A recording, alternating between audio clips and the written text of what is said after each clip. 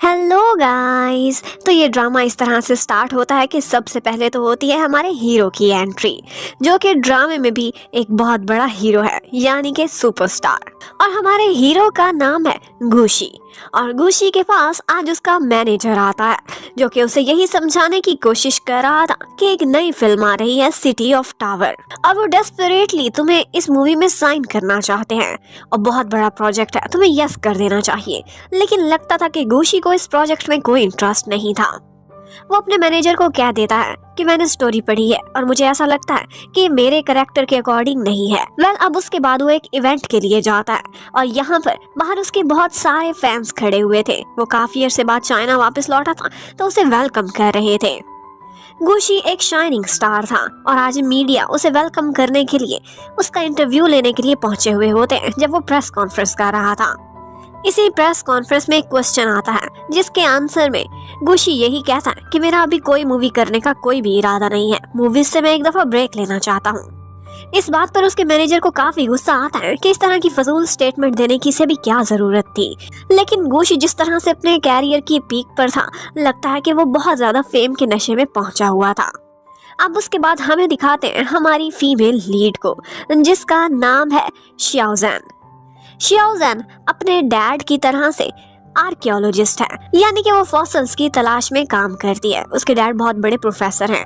आज वो उनके साथ ही एक जगह काम कर रही थी कि यहाँ पर उसका पैर जरा मुड़ जाता है, जिसकी वजह से वो गिरने वाली थी। उसके डैड आगे बढ़ते हैं और अपनी बेटी को बचाते बचाते वो खुद बेचारे बहुत बुरी तरह से घायल हो गए थे। अब उन्हें तुरंत ही हॉस्पिटल ले जाया जाता है। वो इमरजेंसी में जाते हैं, उनका सीटी स्कैन होता है। उनको चोटें तो कोई ज्यादा नहीं लगी थी, लेकिन फिर भी वो होश में नहीं आ रहे थे। डॉक्टर कहता है कि एक्चुअली हमने कुछ ऑब्जर्व किया है, इनके स्टमक में कुछ अजीब सी चीज है जिसे हमने टेस्ट के लिए भेजा है, और उनको डर था कि ये स्टमक कैंसर हो सकता है। ये सुनते ही शियाओज़ेन बहुत ज्यादा डर जाती है और डॉक्टर कहता है अपनी फैमिली को इन्फॉर्म कर दो। शियाओ कहती है इनकी कोई फैमिली नहीं सिवाय मेरे, मम्मी डैडी की डिवोर्स हो चुकी है। लेकिन शियाओ को तब अपने डैड की बहुत फिक्र होती है, जब वो होश में आने से पहले बार बार मम्मी का नाम ले रहे थे और कह रहे थे कि लियांग मुझे छोड़कर मत जाओ। वो अपने डैड के लिए बहुत परेशान हो जाती है, लेकिन उनको शो नहीं कराती। डैड चाहते थे कि वो हॉस्पिटल में ना रहें बल्कि घर वापस लौट जाए, क्योंकि आज उनकी प्यारी बेटी का बर्थडे भी था। तो वो रिजल्ट्स का इंतजार किए बगैर घर वापस जाने की तैयारी करने लगते हैं। और उसी टाइम पर हमें एक दूसरे कैरेक्टर को दिखाते हैं। यह हमारी सेकंड फीमेल लीड, जिसका नाम जी है।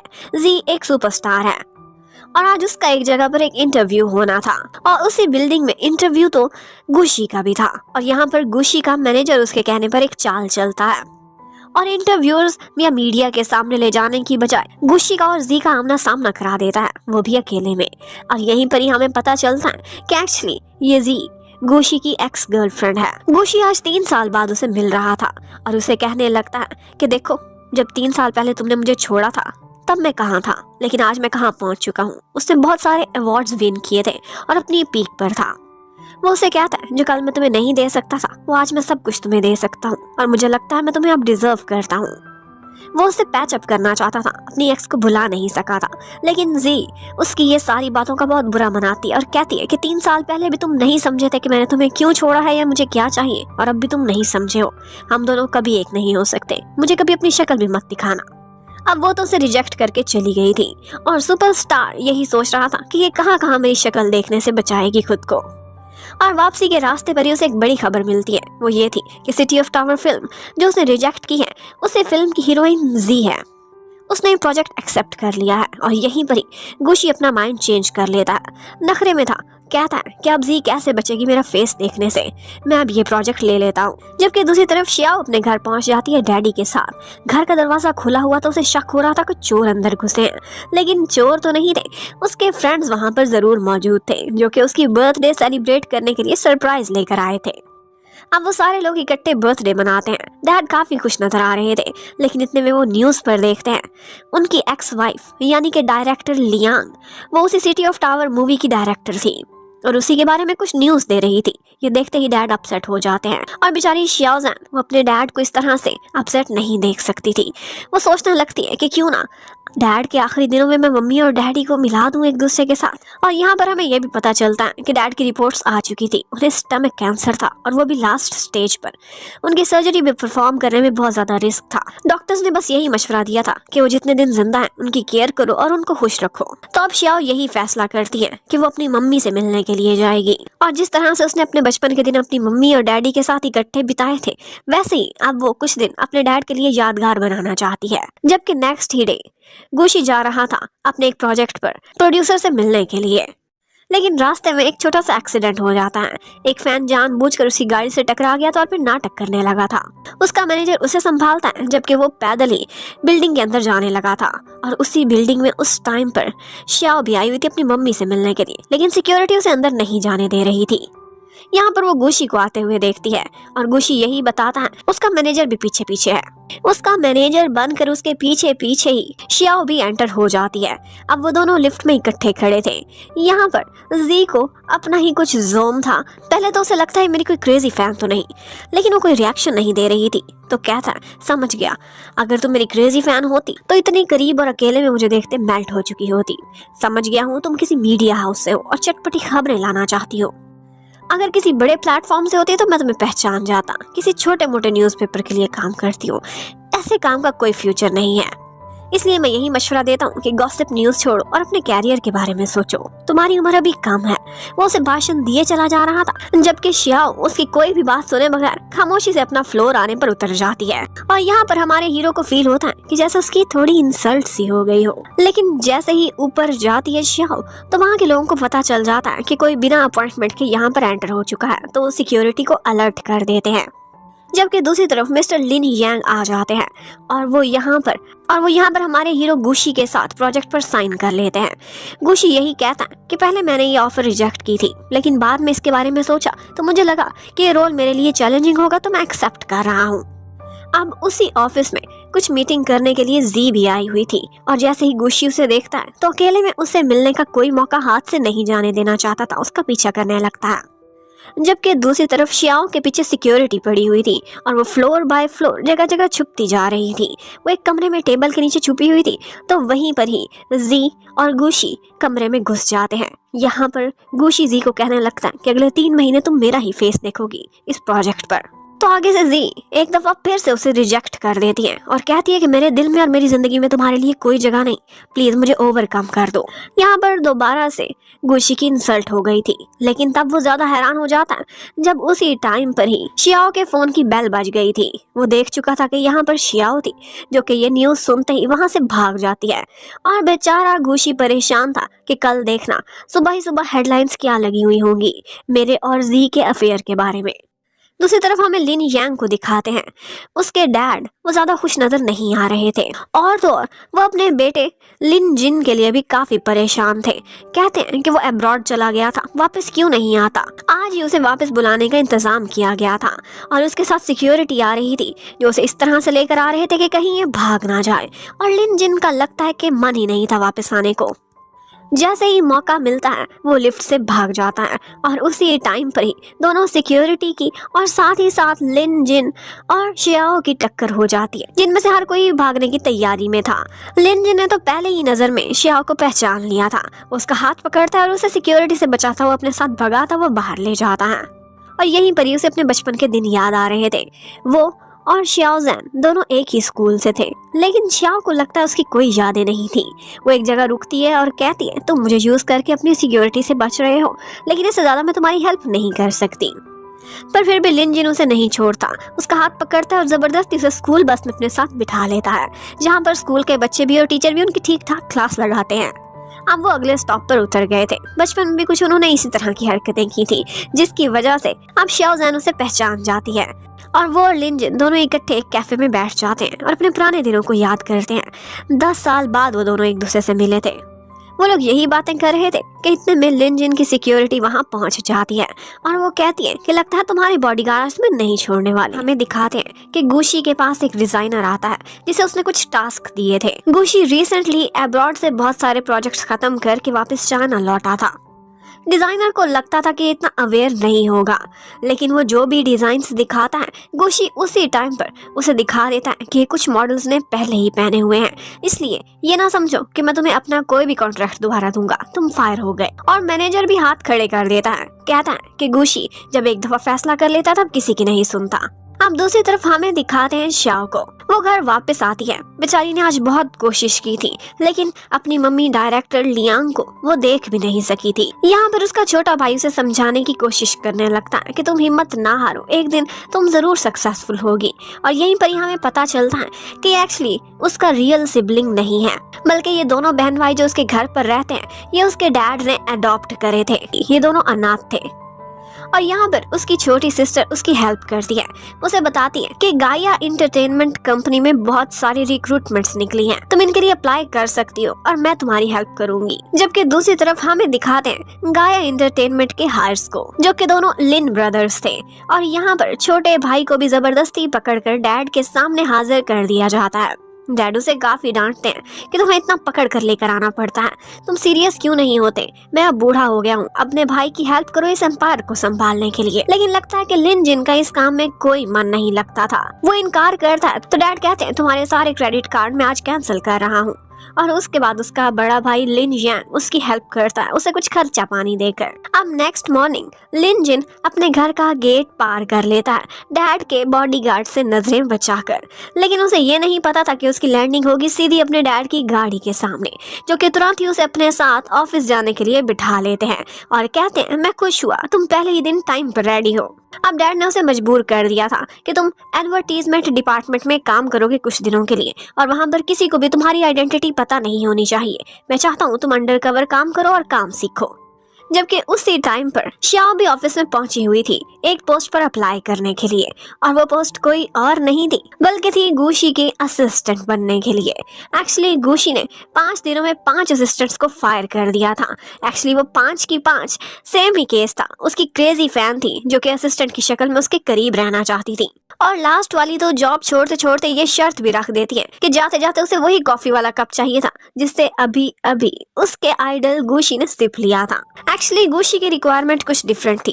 वो कहता है कि मेरे साथ जो असिस्टेंट हो मैं नहीं चाहता कि वो मेरी फैन हो, क्योंकि इस तरह से काम पर इफेक्ट होता है। मुझे प्रोफेशनल लड़की चाहिए, ना कि अपनी कोई क्रेजी फैन। और साथ ही साथ उसे फिक्र भी हो रही थी। वो सुबह ही सुबह अपने मैनेजर को कह रहा था कि नजर रखो कहीं कोई न्यूज तो नहीं आई मेरे और जी के बारे में, जो कल एक रिपोर्टर ने हमारी बातें सुन ली थी। शायद उसने कोई वीडियो क्लिप ना बना लिया हो या फिर हमारी वॉइस रिकॉर्डिंग की हो, पर ऐसी तो कोई भी न्यूज नहीं आई थी, जिसकी वजह से गुशी काफी हैरान भी होता है। जबकि उधर लड़कियां रिजेक्ट हो रही थी और आंसू बहाती हुई बाहर निकल रही थी। और उसके बाद शाओ की बारी आती है। उसके पास ना तो कोई वर्क एक्सपीरियंस था फिल्म इंडस्ट्री का, और उसकी स्टडीज भी कुछ डिफरेंट टाइप की थी, लेकिन वो साफ साफ बता देती है कि गुशी की मैं कोई फैन नहीं बल्कि मैं डायरेक्टर लियांग की फैन हूँ, और मुझे लगता है कि मुझे उनके साथ काम का मौका मिलना चाहिए, यही मेरी लक होगी। मैनेजर भी उस वक्त ये सारा सीन देख रहा था जब गुशी ने एक लड़की की हेल्प भी करी थी, और उसका क्या सपना था ये भी वो देख चुका था कि ये तो गुशी को जानती तक नहीं है। अब वो जब बाहर निकली थी उसे लगा था कि मैं रिजेक्ट हो चुकी हूँ, लेकिन वहीं पर ही मैनेजर उसे बुला लेता है और वो कहता है कि मैंने तुम्हारा इंटरव्यू देखा है और मुझे लगता है कि तुम बेस्ट डिजर्व करती हो गुशी की असिस्टेंट होना, इसीलिए तुम हायर की जाती हो। जबकि उधर लिन जिन भी ऑफिस में आज पहले दिन काम पर था। अपना नाम बदल के उसने अपना नाम शियू रखा हुआ था, और सबसे जूनियर होने की वजह से वहाँ पर लोग उस पर काम का बहुत सारा बर्डन भी डाल देते थे। और फिर मैनेजर तुरंत ही लेकर आ जाता है गुशी को और शाओ को मिलवाने के लिए। वो दोनों एक दूसरे को देखकर हैरान रह जाते हैं। शाओ को तो पता ही नहीं था कि गुशी है कौन सा सुपरस्टार, और गुशी तो उसका फोन छीनकर चेकिंग करने लगता है कि कहाँ पर है वो क्लिप और कहाँ है मेरी फोटोज। वो यही समझ रहा था कि किसी मीडिया हाउस के लिए काम करती है, गॉसिप न्यूज इकट्ठी करती करती मेरी असिस्टेंट बनने के लिए आ गई है। और वो उसे कहता है कि तुम फायर की जाती हो। अभी 5 मिनट पहले उसने सुना था कि मैं हायर हो चुकी हूँ, अब इतनी जल्दी फायर वो ये एक्सेप्ट नहीं कर सकती थी, लेकिन क्या करती। गुशी से पहली दफा बुरा तो बहुत लगा था, लेकिन उसकी मम्मी डायरेक्टर लियांग, उन्होंने गुशी के साथ ही अगले बहुत सारे महीनों काम करना है, और अपनी मम्मी तक पहुंचने के लिए उसे कड़वा घूंट तो पीना ही पड़ेगा। अब वो ऑफिस से निकाल दी गई थी। थोड़ी देर बाद उसे बाहर लिन जिन नजर आता है, जिसे वो रिक्वेस्ट करने लगती है कि मैं गुशी की असिस्टेंट रहना चाहती हूँ, प्लीज मेरी हेल्प करो। और ऑफ कोर्स लिन जिन के लिए ये कोई भी प्रॉब्लम नहीं था। वो सीधा जाता है अपने भाई यांग के पास, और यांग अपने छोटे भाई की बात को बिल्कुल भी नहीं टालता। अब थोड़ी देर बाद गुशी को पता चलता है कि जो कॉन्ट्रैक्ट उसने थोड़े दिनों पहले साइन किया है उसके अंदर यही टर्म थी कि गाया एंटरटेनमेंट के साथ काम करते हुए उनके प्रोजेक्ट के असिस्टेंट और उनका टीम क्रू वो सारा कुछ वही सिलेक्ट करेंगे, और उन्होंने सिलेक्ट कर लिया है उसके लिए, और वो है शियाओ। वो सोचता है कि मैं कितना स्टूपिड था, जी के पीछे ऐसा कॉन्ट्रैक्ट मैंने कैसे साइन कर लिया, ये टर्म ही नहीं पढ़ी। लेकिन वो साथ ही साथ ये भी फैसला कर लेता है कि 5 दिन के अंदर अंदर इस लड़की को मैं इतना तंग करूंगा कि यहाँ से भाग जाएगी। अब नेक्स्ट ही डे बेचारी शियाओ का फर्स्ट डे था अपने इतने हेक्टिक वर्क रूटीन पर, और उसी टाइम पर लिन जिन भी ऑफिस आ रहा था। उन दोनों का आमना सामना बिल्डिंग के बाहर होता है। लिन बेचारा बहुत थका हुआ था, आज वो बस पकड़ कर आया था डैड के ऑर्डर से, और इस बात पर शियाओजन काफी हंसती है और उन दोनों को इकट्ठे खड़े हुए देख लेता है गुशी, और वो समझ जाता है कि ये इस कंपनी के हायर की फ्रेंड है, इसलिए तो इतनी सिफारिश के बाद मेरे साथ जॉन कितना चिमट गई है। अब गुशी फर्स्ट डे उससे अपनी बहुत सारी खिदमतें भी कराता है और उससे भगाता दौड़ाता भी रहता है। एंड शूट से 1 घंटा पहले कहता है कि अरमानी से जाकर मेरा ड्रेस लेकर आओ। वो बेचारी भागती हुई जाती है, कहती है मैं 40 मिनट में ही वापस आ जाऊंगी। वो बेचारी 38 मिनट्स में वापस आ गई थी, लेकिन वो कहता है मैंने माइंड बदल लिया है, मुझे लगता है ये वाला ड्रेस ज्यादा सूट करता है। अब ये देखकर शियाओ को गुस्सा तो बहुत आया था, उसका मन कर रहा था कि इस फेस को नोच दे जो इस टाइम पर टॉन्ट करते हुए उसकी तरफ स्माइल कर रहा था।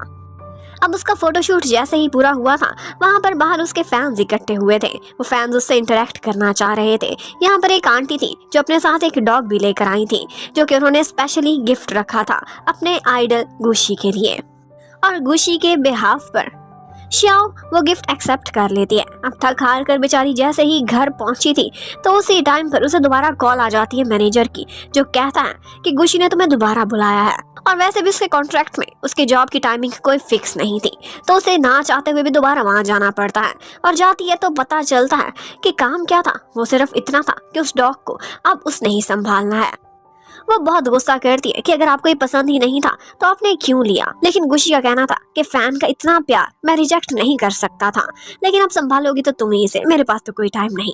तो अब शियाओ भी गुशी को चिढ़ाने के लिए जानबूझ के उसी के नाम से मिलता जुलता नाम डॉग का रख देती है। अब थोड़ी देर बाद मैनेजर शियाओ के पास आता है और उससे कहने लगता है कि एक्चुअली गुशी एक बुरा इंसान नहीं है, मैंने बचपन से लेकर अब तक उसे देखा है। इस पॉइंट तक पहुंचने के लिए उसने बहुत से लोगों को देखा, तरह तरह के इंसान मिले हैं उसे, इसीलिए वो थोड़ा सा रूड हो चुका है। और साथ ही साथ हिम्मत बढ़ाने के लिए कहने लगता है कि डायरेक्टर लियांग से 3 दिन बाद इसकी मीटिंग है, उस मीटिंग में मैं अपनी जगह तुम्हें भेज दूंगा साथ, और तब तक तुमने इस पोस्ट पर बने रहना है। और ये सुनकर शियाओ के अंदर एक नई जान आ जाती है। लेकिन नेक्स्ट मॉर्निंग शियाओ बेचारी को पता चलता है कि उस पेट की वजह से उसे एलर्जी हो गई है, क्योंकि उस पेट को वैक्सीन नहीं लगी हुई थी। बेचारी की बड़ी बुरी हालत होती है, लेकिन फिर भी उसे बर्दाश्त करना पड़ता है। और तो और गुशी नेक्स्ट मॉर्निंग उसे देखता है तो बहुत लिफ्ट बंद करने की कोशिश करता है, लेकिन वो भी भागती हुई लिफ्ट में एंड टाइम पर पहुंच जाती है। तो अब शाहजहान अंदर जाकर गुशी से शिकवा करने लगती है कि तुमने मुझे देखा फिर भी लिफ्ट बंद करने की कोशिश करी, लेकिन वो कहता है मैं बॉस हूँ, मुझे किसी को कुछ एक्सप्लेन करने की जरूरत नहीं। साथ ही वो उसकी नेक पर वही रैशेस देख लेता है। तो शाओ कहती है कि ये सब भी तुम्हारे लिए थैंक्स, क्योंकि तुम्हारे डॉग को एलर्जी थी। अब उसके बाद कुछ ऐसा होता है कि गुशी इनकार कर रहा था कि वो उसे डायरेक्टर लियांग की मीटिंग में नहीं लेकर जाएगा, और यहाँ पर शाओजन उसे धमकाने लगती है, ठीक है फिर मैं उस एक्ट्रेस जी के रिजेक्शन वाली बात सबको आउट कर दूंगी। और इसका एक डेमो भी उसे करके दिखाती है एक और कोलीग के सामने, लेकिन फिर बात को बदल देती है।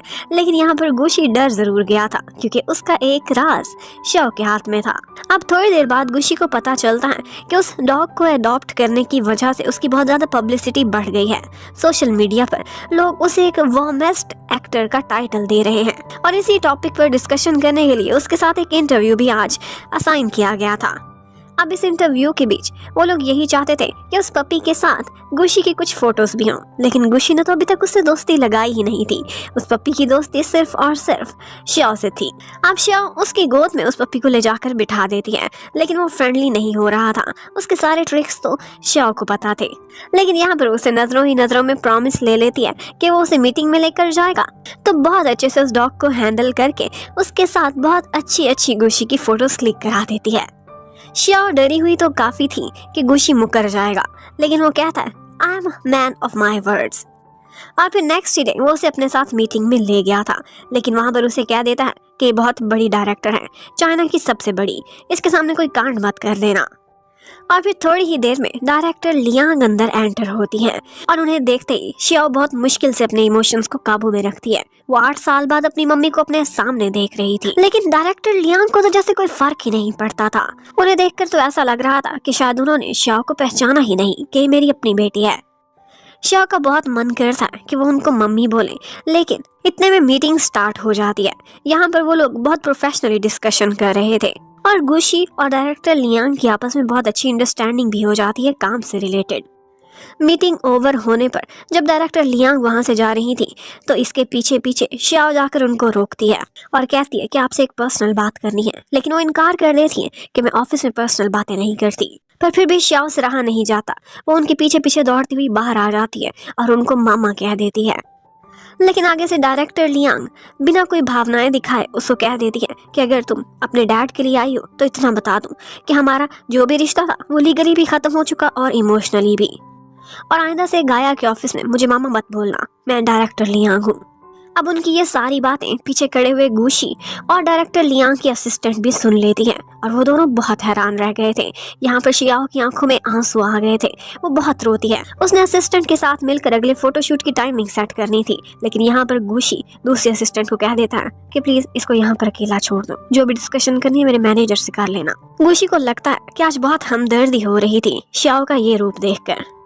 अब नेक्स्ट डे शियाओ फिर से काम पर आती है और यहाँ पर एलिवेटर में कुछ लोग ज्यादा हो गए थे, जिसकी वजह से एक नई एक्ट्रेस जिसका नाम फे था वो यहाँ से शियाओ को बाहर निकाल रही थी, लेकिन लिन यहाँ पर उसे रोकता है और उस एक्ट्रेस को निकाल एलिवेटर से बाहर फेंक देता है। आज फोटोशूट का दिन था और आज के दिन शियाओ को लगता था कि डायरेक्टर लियांग जरूर आएंगी, लेकिन वो नहीं आती। वो एक दफा फिर से उनको देखना चाहती थी और यहाँ पर गुशी ऐसा करता है कि अपना लंच बॉक्स उसे दे देता है और कहता है कि जाओ ये डायरेक्टर लियांग को दे दो, मेरी तरफ से लंच आज उनके लिए। लेकिन फिर हमें पता चलता है कि ये लंच तो स्पेशल था गुशी के लिए और उसके मैनेजर ने एक स्पेशल शेफ से 3 घंटे खड़े होकर तैयार कराया था।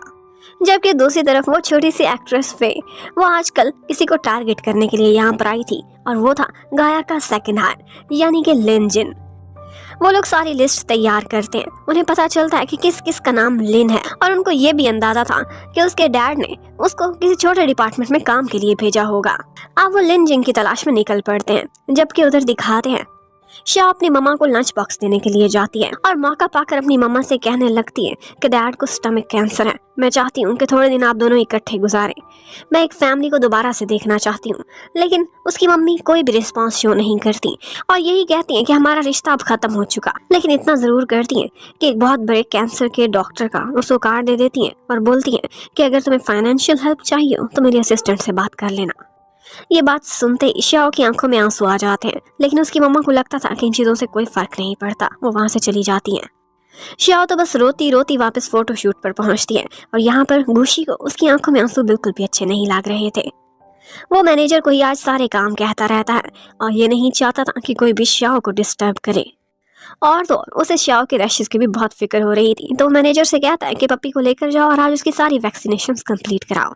उधर फे सर ने लिन वाले लोगों को जाकर तलाश कर रही थी। सबसे पहला बंदा तो टकला निकलता है, जबकि दूसरा एक फॉरेनर था। तो अब लिस्ट में बारी थी लिन शियू की। एक्चुअली लिन जिन ने अपना नाम बदलकर यही रखा था। उधर लिन जिन को दिखाते हैं सारा ऑफिस उससे अपने छोटे छोटे काम करा रहा था और इस वक्त भी उसे कॉफी का ऑर्डर दिया था बहुत ज्यादा डिटेल्स के साथ जो वो लेने गया हुआ था। उधर फे भी इसी तलाश में थी और जैसे ही वो यहाँ पर शियाओ को आते हुए देखती है तो बदला लेने के लिए खराब एलिवेटर के सामने से सिग्नल हटा देती है और उसी लिफ्ट में उसे भी चढ़ा देती है। अब उसके साथ साथ लिन जिन भी उसी लिफ्ट में चढ़ चुका था और यहीं पर उसे पता चल जाता है कि यही लिन जिन है। अब एलिवेटर तो खराब हो गई थी और दोनों अंदर डर रहे थे। अब थोड़ी देर बाद उनको लिफ्ट से रेस्क्यू कर लिया जाता है, लेकिन वो दोनों हैरान थे कि अगर ये एलिवेटर खराब थी तो इसके बाहर सिग्नल किसने गायब किया। अब शियाओ तो जल्दी में वहां से चली जाती है, लेकिन लिफ्ट से उतरते समय उसका फोन वहीं पर गिर गया था जो कि लिन जिन उठा लेता है। उधर फे उस टाइम पर लिन जिन के ऑफिस में बैठी हुई थी। वो उसका फेसबुक अकाउंट चेक करती है जहां पर बहुत पुरानी एक फोटो में उसके भाई के साथ और डैड के साथ उसकी फोटो से मिल जाती है। यही सबूत पक्का था कि वही तो इस कंपनी का अगला हायर है। और सारा ऑफिस भी ये मंजर देख रहा था और सभी के सभी डर जाते हैं जिन्होंने अब तक लिन शियो यानी कि लिन जिन से इतनी सारी खिदमतें कराई थी और अभी भी उसे कॉफी लेने भगाया हुआ था। अब थोड़ी देर बाद लिंजन वहाँ पहुँच जाता है और एक एम्प्लॉय को कहता है कि सर मैं भूल गया, आपकी कॉफ़ी में तो मैंने चीनी डलवा दी है गलती से। और वो डायबिटिक पेशेंट भी बड़े मज़े से चीनी वाली कॉफ़ी पीने लगता है कि असल में हम नहीं बल्कि ये हमारा बॉस है। फे भी बहुत प्यार से उसे मिलने के लिए आती है, लेकिन वो कहता है कि इसे तो यहाँ से निकाल के बाहर करो, ये तो बहुत इल मैनर्ड वुमन है। दूसरी तरफ हमें गुशी को दिखाते हैं, उसकी अब उस डॉग से काफी दोस्ती हो रही थी। वो उससे बातें भी करता था और वो बहुत क्यूट था। काफी देर से श्याओ वापस नहीं आई थी तो वो उसे कॉल मिलाता है और यहाँ पर गुशी जब कॉल करता है तो आगे से लिन वो फोन उठाता है और कहता है हाँ जी मिस्टर एक्स। अब गुशी डबल हैरान हो गया था, एक तो ये कि श्याओ का फोन कौन लड़का उठा रहा है और दूसरा इससे कि इसने मेरा नाम रेक्स यानी कि एक डायनासोर के ऊपर रखा हुआ है। वो रिसर्च तो बहुत करने की कोशिश करता है, इन्वेस्टिगेशन करता है कि तुम कौन हो, और लिन सिर्फ इतना ही कह देता है कि मैं श्याओ का बहुत स्पेशल फ्रेंड हूँ। अब गुशी का गुस्सा देखने वाला था, एक तरफ तो लगता है कि वो जेलस हो रहा था और दूसरी तरफ जब वो सर्च करता है और रेक्स डायनासोर की शक्ल देखता है तो उसका गुस्सा आसमान पर पहुंच चुका था कि इसकी इतनी जुर्रत, मैं इतना बड़ा सुपरस्टार और मेरा नाम इस डायनासोर के नाम पर सेव किया हुआ है। अब गुशी को डायनासोर की कैरेक्टरिस्टिक्स पढ़ते हुए गुस्सा तो बहुत आता है, लेकिन हकीकत यही थी कि उसमें वही कैरेक्टरिस्टिक्स थी गुस्से वाली जो कि बिल्कुल गुशी में पाई जाती हैं। अब वो सामने खड़ा करता है और श्याओ की क्लास लगाने लगता है कि तुम्हारी हिम्मत कैसे हुई मुझे ये निकनेम देने की। श्याओ भी बहुत चालाक थी, कहने लगती है कि देखिए आप कितने फेमस हैं, अगर कोई आपकी क्रेजी फैन मेरा फोन चुरा ले और आपका नंबर निकालने की कोशिश करे तो कॉन्टेक्ट्स में मैंने ऐसा नेम सेव किया है कि कोई आपको पहचान ही ना सके। श्याओ काफी स्मार्ट थी। अब यहाँ पर ऐसा होता है कि वो जो छोटा सा पपी था जुनजुन, उसने वहाँ पर कुछ काम खराब कर दिया था जिसकी वजह से श्याओ को वहाँ सफाई करनी पड़ती है। अब थोड़ी देर बाद वो अपने बॉस के साथ बैठी हुई थी और उनकी एक्सरसाइज रूटीन के अकॉर्डिंग उनको वर्कआउट भी कराने में हेल्प कर रही थी, लेकिन यहाँ पर मैनेजर भागता हुआ आता है और उससे कहने लगता है कि श्याओ कोई इमरजेंसी हुई है तुम्हारे डैड के साथ, वो हॉस्पिटल में है। एक्चुअली श्याओ के पास तो अपना फोन था नहीं, उसका फोन गुम हो गया था तो इसीलिए इमरजेंसी में कॉल उसके मैनेजर को की गई थी। वो जब हॉस्पिटल पहुंचती है तो पता चलता है कि उसके डैड एक दफा कोलैप्स कर गए हैं और यही बात पता चल जाती है उसके दूसरे सिबलिंग्स को भी। वो काफी नाराज होते हैं कि श्याओ तुमने हमसे ये सब क्यों छुपाया, कि ये हमारे डैड नहीं लगते। लेकिन इतने में डैड भी होश में आ जाते हैं और कहने लगते हैं कि श्याओ की कोई गलती नहीं, मैंने ही इसे मना किया था कि तुम दोनों को टेंशन ना दे। अब थोड़ी देर बाद वो तीनों बाहर खड़े हुए थे, डैड के लिए काफी परेशान थे, लेकिन यहाँ पर श्याओ उन दोनों को हिम्मत दिलाती है और कहती है कि डैड की सिर्फ एक ही विश है जो अपने मुंह से खुद तो नहीं निकालते, और वो यही है कि वो मेरी मम्मी से दोबारा से मिलना चाहते हैं, और इसी मिशन के लिए ही तो मैं गुशी की मैनेजर बनी हुई हूँ ताकि मम्मी को किसी तरह से कन्विंस करने की कोशिश करूँ। अब यहाँ पर वो तीनों बहन भाई इकट्ठे प्रॉमिस करते हैं कि वो लोग डैड के लिए हर काम करेंगे और उनको खुश रखने की कोशिश करेंगे। उधर फे को दिखाते हैं, उसने सारी रात रिसर्च की थी और एक जबरदस्त सा आउटफिट पहना था। ये बिल्कुल इस तरह का था जिस तरह से लिन जिन की फेवरेट आइडल पहना करती है। वो अपनी स्टाइल बिल्कुल वैसा ही करना चाहती थी ताकि लिन जिन को इम्प्रेस कर सके। और तो और उसने एक प्लान भी बनाया हुआ था, आज वो कॉफी लेकर जाएगी लिन के सामने और उसकी असिस्टेंट उसे किसी तरह से धक्का देगी। अब कॉफी गिरेगी लिन के ऊपर और इसी बहाने वो उससे दोस्ती करने की कोशिश करेगी, उसकी शर्ट धोएगी, दोबारा से मिलेगी और बस मुलाकात चलती चली जाएगी। ये प्लान सुनने में तो बहुत अच्छा लग रहा था, लेकिन जैसे ही वो लोग ये प्लान एग्जीक्यूट करने जाते हैं तो एक काम उल्टा पड़ जाता है।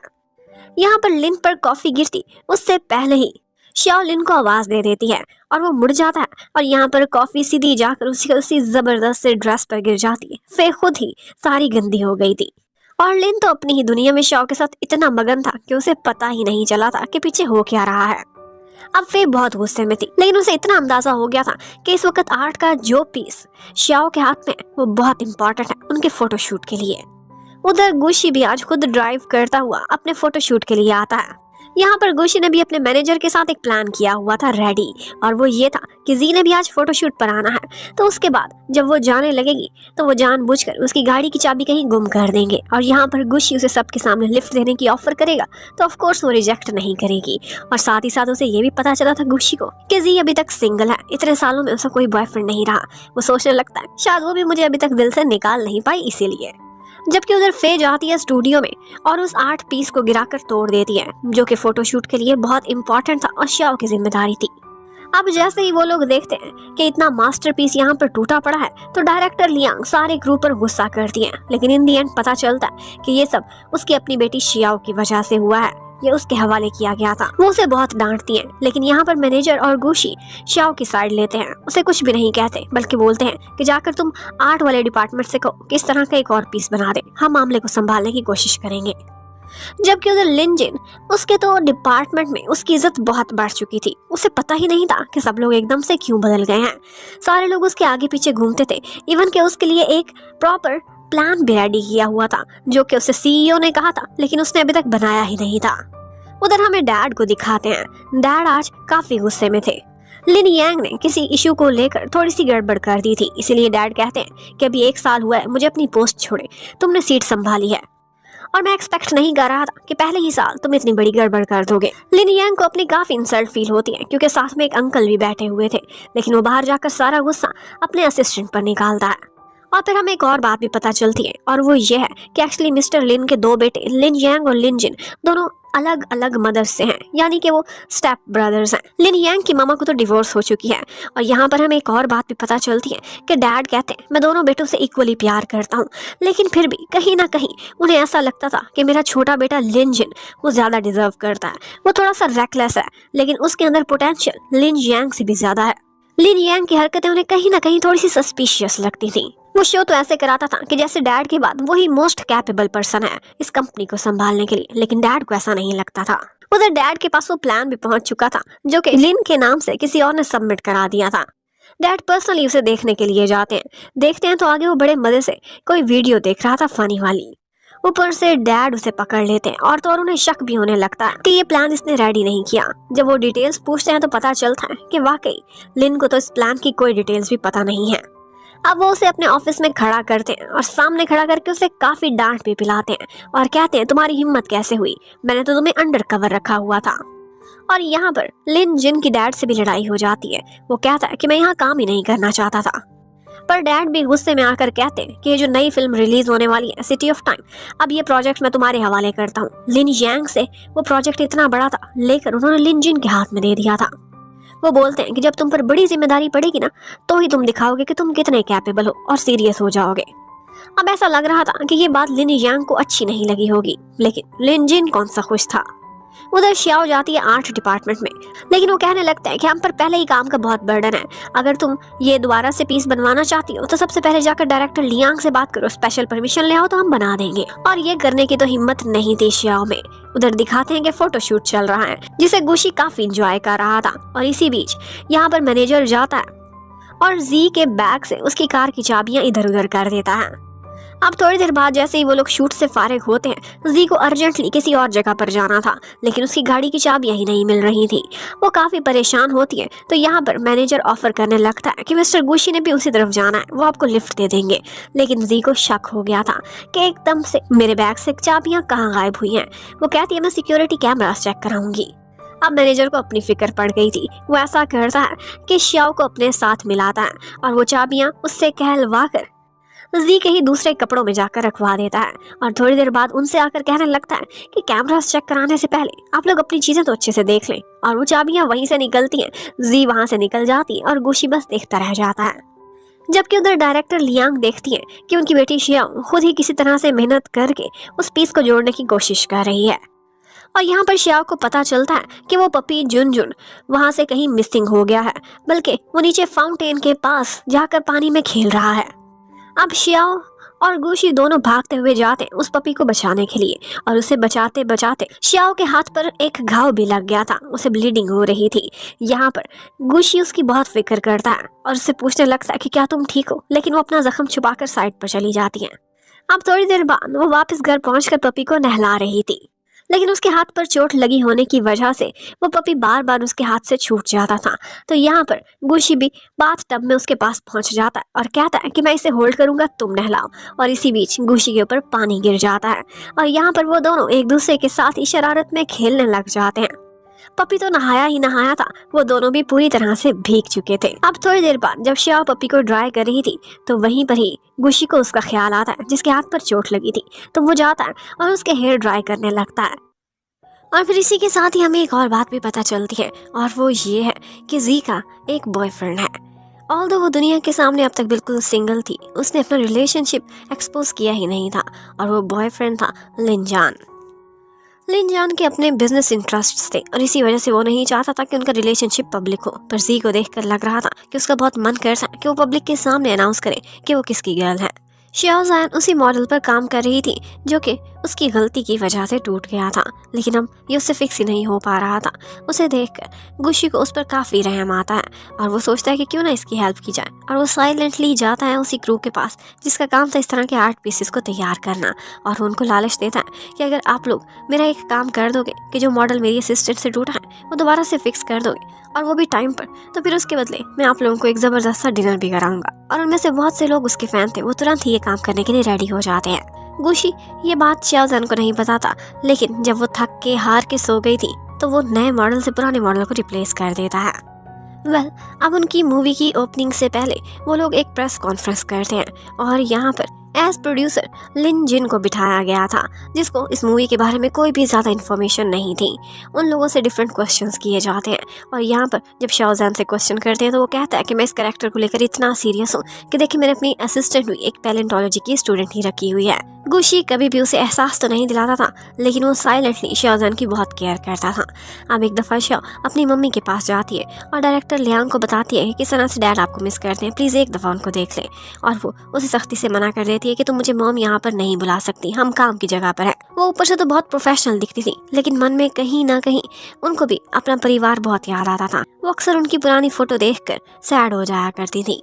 और लिन यांग वो तो इतना चालाक था कि दुनिया के सामने और अपने भाई के सामने यही शो करता था कि जैसे वो बहुत सिंसियर और प्योर हार्ट का मालिक है, लेकिन साइलेंटली वो बहुत सी चालें चलता था और इस टाइम पर भी उसने यही चाल चली थी। वो बिहाइंड द सीन्स अपने गाया ग्रुप को ही नुकसान पहुंचाने की कोशिश कर रहा था और चाहता था कि वो एक हीरो की तरह एंट्री करे और डैड के सामने अपने पॉइंट्स बढ़ा ले, और वो इस कंपनी का वारिस बनना चाहता था। जबकि लिन जिन बेचारा, उसे कुछ समझ नहीं थी कि उसका अपना ही भाई उसके खिलाफ चल रहा है। उसे तो वो यही मशवरा देता था कि तुम अपनी प्रोडक्शन ज़्यादा से ज़्यादा ध्यान दो और जहाँ पर तुम्हें दिक्कत होगी मैं हूँ ना, एक्सपीरियंस हूँ, तुम्हारी हेल्प करूँगा।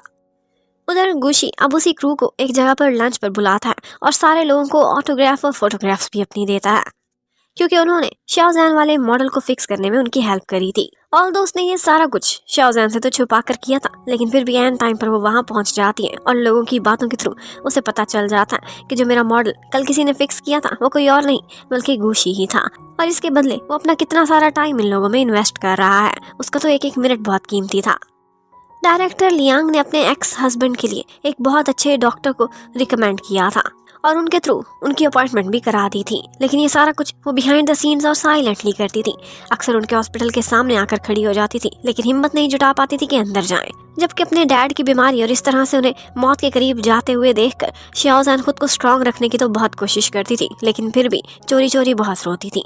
उसके डैड बहुत स्ट्रांग पर्सन थे, वो उसे कहते थे कि तुम हर रिजल्ट के लिए तैयार हो, जो भी इस दुनिया में आता है उसने जाना है, और मैं नहीं चाहता कि तुम मेरे जाने के बाद दुखी हो, मैं चाहता हूँ कि तुम हमेशा खुश रहो। और जिस तरह से उसके डैड की कंडीशन इतनी ख़राब थी, डॉक्टर ने भी उनको वार्न कर दिया था कि इनका हम ऑपरेशन तो कर देंगे, लेकिन कोई गारंटी नहीं कि ठीक हो पाएंगे, ऑपरेशन बहुत रिस्की होने वाला है। अब एक दफ़ा वही पपी बीमार था तो उसे लेकर वो हॉस्पिटल जाती है, और उस टाइम पर वो इतनी सैड थी कि अपने आंसुओं को रोक नहीं पाई थी, और गुशी ने भी उसे इस तरह से सैड देख लिया था। वो उसे वजह पूछता है तो उसे पता चलता है कि किस तरह से ये डेस्परेट है अपने मॉम और डैड को मिलाने के लिए, तो वो भी सोचता है कि मैं भी इनकी हेल्प करूंगा। और इसके साथ साथ हमें ये भी पता चलता है कि गुशी का जो इस मूवी में कैरेक्टर है वो भी एक आर्कियोलॉजिस्ट प्रोफेसर का ही है, जो कि बिल्कुल मिस्टर शू की जैसी ही पर्सनैलिटी रखता है। इसी वजह से वो चाहता था कि वो एक दफ़ा मिस्टर शू से मिले, जो कि शाओजैन के डैड थे। वो उनसे इंस्पिरेशन भी लेना चाहता था और उनके साथ वो लोग एक जगह पर विजिट जाने का भी फैसला करते हैं। उधर लिन जिन वो अक्सर अपने डैड से लड़ाई भी कर लिया करता था, क्योंकि उसे ये काम पसंद नहीं आ रहा था। वो चाहता था कि उसका भाई ये सारा कुछ करे, वो डिजर्व करता है, लेकिन अक्सर ही डैड से उसकी लड़ाई होती थी और एक दो दफ़ा तो वो घर भी छोड़कर चला गया था। लेकिन यहाँ पर बहुत से लोग तो जो उसे इंस्पायर करते थे, और उनमें से एक शाओजैन भी थी, उसकी बचपन की फ्रेंड। वो उसे कहती है कि तुम डैड को कुछ करके दिखा सकते हो, उनकी भावनाएं तुमसे जुड़ी हुई हैं, और आहिस्ता आहिस्ता उसे समझ आ जाती है कि मेरा यही प्रोफेशन है तो मुझे बिजनेस करना तो होगा, और वो अपने काम को सीरियसली लेना स्टार्ट कर देता है। और जो उनका शूटिंग का पॉइंट था वहाँ पर भी अब उसने टाइम पर पहुँचना स्टार्ट कर दिया था। वैसे भी उसका वहाँ पर बहुत मन लग चुका था, क्योंकि शूटिंग के लिए शाओजैन भी तो वहाँ पर आया करती थी अपने स्टार गुशी को असिस्ट करने के लिए। गुशी ने एक दफा शाओ जैन से हेल्प मांगी थी। वो उससे कहता है कि क्या जी को और मुझे एक करने के लिए तुम हमारी हेल्प कर सकती हो, मुझे कुछ मशवरे तो दो कि एक लड़की का दिल कैसे जीता जाता है। और यहीं पर ही हमें पता चलता है कि एक्चुअली जी के बारे में वो कोई भी डिटेल्स नहीं जानता। उसे मिल्क से एलर्जी है, उसे इतना भी नहीं पता वो कौन से होटल में जाना पसंद करती है, कौन सा खाना उसका फेवरेट है, उसे कौन से फ्लावर्स से एलर्जी है। ये बातें गुशी को बिल्कुल भी मालूम नहीं थी। तो शाओ जैन उससे कहने लगती है कि इसे प्यार तो नहीं कहते, मुझे तो लगता है कि आपकी सिर्फ और सिर्फ उससे एक अटैचमेंट और अट्रैक्शन थी। लेकिन फिर भी वो उसकी ट्रेनिंग करने के लिए रेडी हो जाती है। अब उसे एक पॉइंट पर लेकर जाती है और उससे कहती है कि यहाँ से आप डेटिंग एक्सपीरियंस ले सकते हैं। लेकिन इतने में लोग मास्क होने के बावजूद भी गुशी को पहचान लेते हैं और उसके क्रेजी फैंस ने उसके पीछे दौड़ लगा दी थी। अब वो लोग छुपते छुपाते एक जॉयलैंड में पहुंच जाते हैं और लोगों से छुपने के लिए वो लोग घुस गए थे एक घोस्ट हाउस। तरह तरह की डरावनी चीजें देखकर हमारे हीरो को बहुत डर लग रहा था, लेकिन फिर भी वो नाटक करने लगता है और कहता है कि मैंने बहुत सारी हॉरर मूवीज में काम किया है, मेरे लिए कुछ भी नहीं है। लेकिन उसे बाहर निकलने के लिए किसी और का नहीं बल्कि अपनी असिस्टेंट एक नाजुक सी लड़की का ही सहारा लेना पड़ता है और बड़ी मुश्किल से जान बचाकर वो बाहर निकला था। उधर लिन यांग ने एक छोटी सी स्टार जिसका नाम चियान था उसको यूज किया था। गाया एंटरटेनमेंट को नुकसान पहुंचाने के लिए उसके थ्रू अपनी कंपनी पर इल्जाम लगवाए थे। और फिर जब वो उसके रास्ते का कांटना बनने लगी थी तो उसी के ऊपर उसने एक मैरिड डायरेक्टर के साथ कनेक्शंस होने का इल्जाम लगा दिया था, जिसके बाद लगता था कि उस लड़की की कोई भी अथॉरिटी नहीं रही। वो इसी तरह की साजिशें करता था और खुद ही प्रॉब्लम्स क्रिएट करके अपने प्रॉब्लम्स खत्म करा देता था और एक हीरो की तरह से बोर्ड ऑफ डायरेक्टर्स और अपने डैड के सामने आ जाया करता था। अब थोड़ी इन्फॉर्मेशन इकट्ठी करने के बाद पता चला था कि जी को बचपन से ही एक होटल बहुत पसंद था जो कि उसके घर के करीब था। जब वो गरीब थी तो वो होटल उसके लिए एक कैसल की तरह था और आज भी वो उसी कैसल में उसे प्रपोज करने का प्लान करता है। और गुशी को लग रहा था कि इसके थ्रू वो जी को इम्प्रेस करने में कामयाब हो जाएगा। वो वहाँ पर किसी तरह से डिस्कशन करने के बहाने जी को बुलाता है, लेकिन आगे उसकी असिस्टेंट ने उसके प्रपोजल का सारा सामान रेडी किया हुआ था। सारा माहौल बहुत रोमांटिक था और ऐसे में वो जी को बताता है कि उसे कितना प्यार करता है। लेकिन ये सब लग रहा था कि वाकई उसकी अट्रैक्शन ही है, लेकिन जी इन बातों में नहीं आती। वो उसे कह देती है कि मैंने तुम्हें इस वजह से कभी भी नहीं छोड़ा था कि तुम मेरे लिए कुछ महंगा अफोर्ड नहीं कर सकते, बल्कि हमारे बीच एक केमिस्ट्री ही नहीं थी और वो आज भी नहीं है। तुम्हें मुझसे सिर्फ और सिर्फ एक अट्रैक्शन है या फिर तुम्हारा मुझ पर क्रश था एंड दैट्स ऑल। इसके साथ ही वो दूसरी दफा उसे रिजेक्ट होकर अपना सा मुंह लेकर बैठा हुआ होता है। और तो और उसका अगले दिन सेट पर जाने को मन ही नहीं कर रहा था क्योंकि वो जी का सामना नहीं करना चाहता था। वो काफी बहाने भी करता है, लेकिन मैनेजर और असिस्टेंट कहते हैं कि एक्चुअली आज आपका उसके साथ कोई शूट नहीं है, इवन कि उसने तो आज किसी भी शूट के लिए सेट पर आना ही नहीं है। ये सुनकर वो फिर भी सेट पर जाने के लिए रेडी हो जाता है, पर जाकर पता चलता है कि उसे धोखा मिला था। अब वो बेचारा काफी बहाने करता है, पेट दर्द के भी बहाने लगाता है, लेकिन कोई भी उस पर दया नहीं खा रहा था।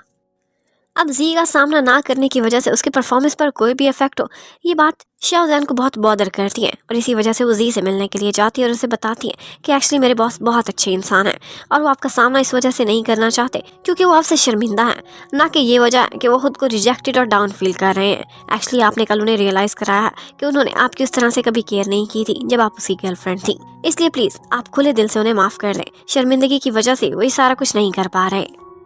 उसके बाद वो जाती है सीधा गुशी के पास और बातों बातों में उससे यही कहलवा देती है और फोन पर उसने जी को भी लिया हुआ था। जी जब सुनती है कि वाकई अपने पुराने बिहेवियर पर शर्मिंदा है तो वो कह देती है ठीक है सेट पर आ जाओ और सब कुछ भूल जाओ। ये सुनते ही गुशी को बहुत गुस्सा आता है कि तुम मेरी असिस्टेंट होकर मुझसे चाली चल रही थी, मैं तुम्हारा बॉस हूँ और तुम्हारा काम है सिर्फ और सिर्फ मेरे ऑर्डर्स पर चलना। पर इतने में तो उसके हाथ से निकल चुकी थी। अब उसने उन दोनों की ऑकवर्डनेस को दूर कर दिया था और उसके बाद जी और गुशी दोनों बहुत अच्छे से अपना शूट कराते हैं और लग रहा था कि जैसे गुशी बहुत सी चीजों पर अब ओवरकम कर चुका है। उसे समझ आ गई है कि उसकी और जी की दुनिया बिल्कुल अलग है। उसे चियान के स्कैंडल वाली बातें आजकल न्यूज में चल रही थी और उसे जैसे ही शाओ जैन देखती है तो उसे कुछ याद आने लगता है। एक्चुअली इसी लड़की को उसने कल होटल में देखा था और उसे एक लड़का कैरी करके जा रहा था और वो बेहोश थी। इसका मतलब है कि उस पर झूठा इल्जाम लगा है और उसे किसी ने जानबूझकर डायरेक्टर के साथ ही फिट कराया है। पर बेचारी शाओ जैन अपनी ही लाइफ में इतनी उलझी हुई थी कि इन बातों पर तवज्जो देने के लिए उसके पास कोई भी समय नहीं था। पर इसी के थ्रू उस लड़की को एक सीडी बनाकर उसे यूज करके लिन यान दोबारा से कंपनी में वापस आ चुका था और अपना वही मुकाम हासिल कर लिया था जो कि पहले हुआ करता था, बल्कि वो पहले से भी स्ट्रांग हो गया था। इतने में मिस्टर लिन के घर पर एक पार्टी थी जहाँ पर वो इस नई मूवी की सारी टीम को भी बुलाते और बहुत सारे लोग वहाँ पर आए हुए थे। उनमें से एक शाओ जैन भी थी जो कि लिन जिन की फ्रेंड होने की वजह से भी वहाँ पर आई थी और दूसरा उसके पास एक और भी स्टेटस था और वो था एक सुपरस्टार होने की असिस्टेंट होने का।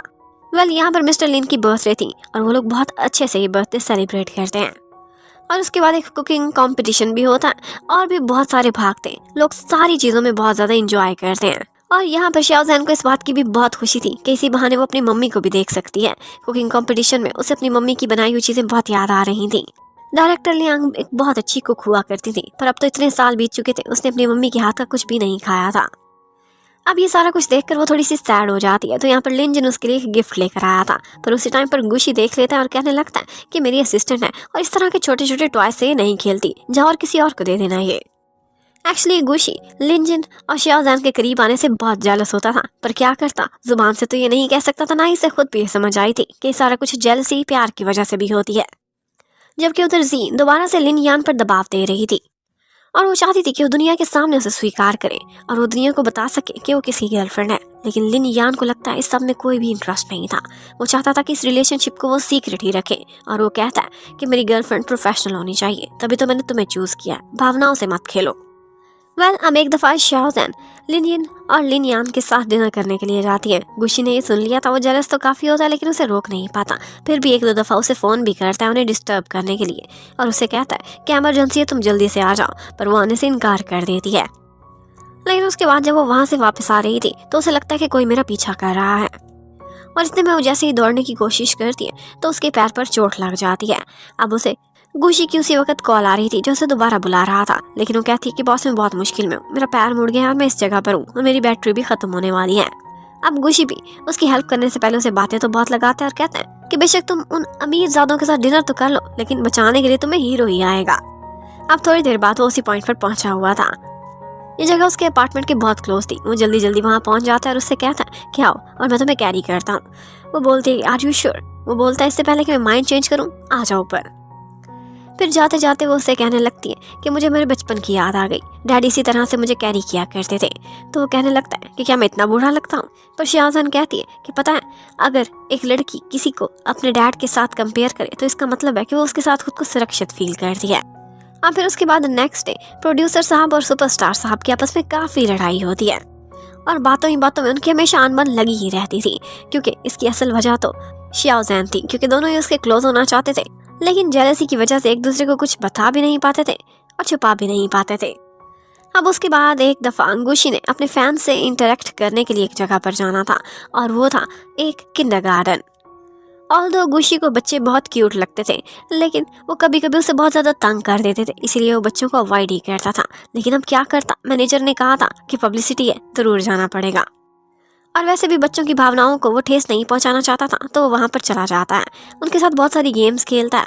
लेकिन इन दी एंड जब बच्चे उसे बहुत ज़्यादा तंग करते हैं तो उसे कुछ रिश्वत देने के लिए यूज़ करना पड़ता है और वो अपना क्रेडिट कार्ड था जिसके थ्रू वो उनको बहुत सारे टॉयज भी दिलाता है, और वो भी डायनासोर वाले स्टॉल से। पर उसे ये नहीं पता था कि उसकी ये थोड़ी सी हरकत उसके लिए बहुत बड़ी मुसीबत खड़ी कर देगी। और नेक्स्ट डे सोशल मीडिया पर और मेन स्ट्रीम मीडिया पर भी उसके खिलाफ खबरें लगी हुई थी और सब यही कह रहे थे कि उसने अपने पैसे को यूज़ करके बच्चों को ब्राइब करने की कोशिश की और उन्हें बिगाड़ा है, उन्हें टॉयज दिलाकर। एक सुपरस्टार के लिए तो ये छोटी से छोटी बात भी बहुत बड़ी बन जाती है, उसके लिए भी प्रॉब्लम्स क्रिएट हो गए थे। पर गुशी की सबसे अच्छी बात ये थी कि वो बहुत फ्लेक्सिबल था और हर काम हर सॉल्यूशन के लिए रेडी रहता था। और यहाँ पर उसके मैनेजर ने उसे यही मशवरा दिया था कि हम लोग दुनिया के सामने यही बताएंगे कि तुमने उनको इसलिए डायनासोर्स दिलाए हैं क्योंकि तुम उनको नेक्स्ट टाइम डायनासोर म्यूजियम लेकर जाना चाहते हो, और इसीलिए वो टॉयज दिलाए हैं ताकि उनका लगाव बढ़े। और उसके बाद तुम उन्हें नॉलेज भी वहाँ पर दिलाना चाहते थे, सिर्फ इन्फॉर्मेशन के लिए सारा कुछ किया है। अब उसे डायनासोर्स की साइंटिफिक डिटेल्स जानने के लिए एक लेक्चरर से लेक्चर लेने पड़ेंगे, और वो कोई और नहीं बल्कि उसकी अपनी ही असिस्टेंट थी जो इस टाइम पर उसकी टीचर बनकर खड़ी हुई थी। और वो उसे सारा कुछ सिखाती है कि किस तरह से बच्चों को तुमने उनके बारे में इतनी इन्फॉर्मेशन देनी है कि जिसके बाद मीडिया के सामने तुम्हारा अच्छा रूप उभर कर सामने आएगा। पर ये सारा कुछ उसे इतना बोरिंग लग रहा था कि वो उसे एक बहाने से अपने लिए खाना लेने भेजता है और उसके बाद वहाँ से निकल जाता है अपने घर की तरफ। ये उसी कंपनी का अपार्टमेंट था जहाँ पर वो सारा दिन बिताता था और उसके बाद वो अपने घर चला जाया करता था। पर वो जैसे ही वहाँ पर वापस आती है तो वो देखती है कि सारा हॉरर सीन बन चुका है। लग रहा था कि कोई उसे डराने की कोशिश कर रहा है। वो वहाँ पर निशानों का पीछा करती है, उसे लगता है कि गुशी उसके साथ कोई प्रैंक कर रहा है। पर इन दी एंड वो एक जगह पर स्टक हो जाती है, किसी ने उसे वहाँ पर लॉक कर दिया था। एक्चुअली ये लिन यान का आदमी था जिसे उस पर शक था और वो उसे डराने की कोशिश में था, क्योंकि शाओ जैन ही वो एक ओनली विटनेस थी जिसने उस सपोर्टिंग एक्ट्रेस चियान को उन्हें मिसयूज करते हुए देखा था, लेकिन उसके माइंड में कोई ज़्यादा डिटेल्स नहीं थी। अब उधर गुशी को जैसे ही पता चलता है कि उसके असिस्टेंट फ़ोन कॉल्स नहीं उठा रही, तो उसे फिक्र होने लगती है कि वो कहीं किसी मुसीबत में तो नहीं है।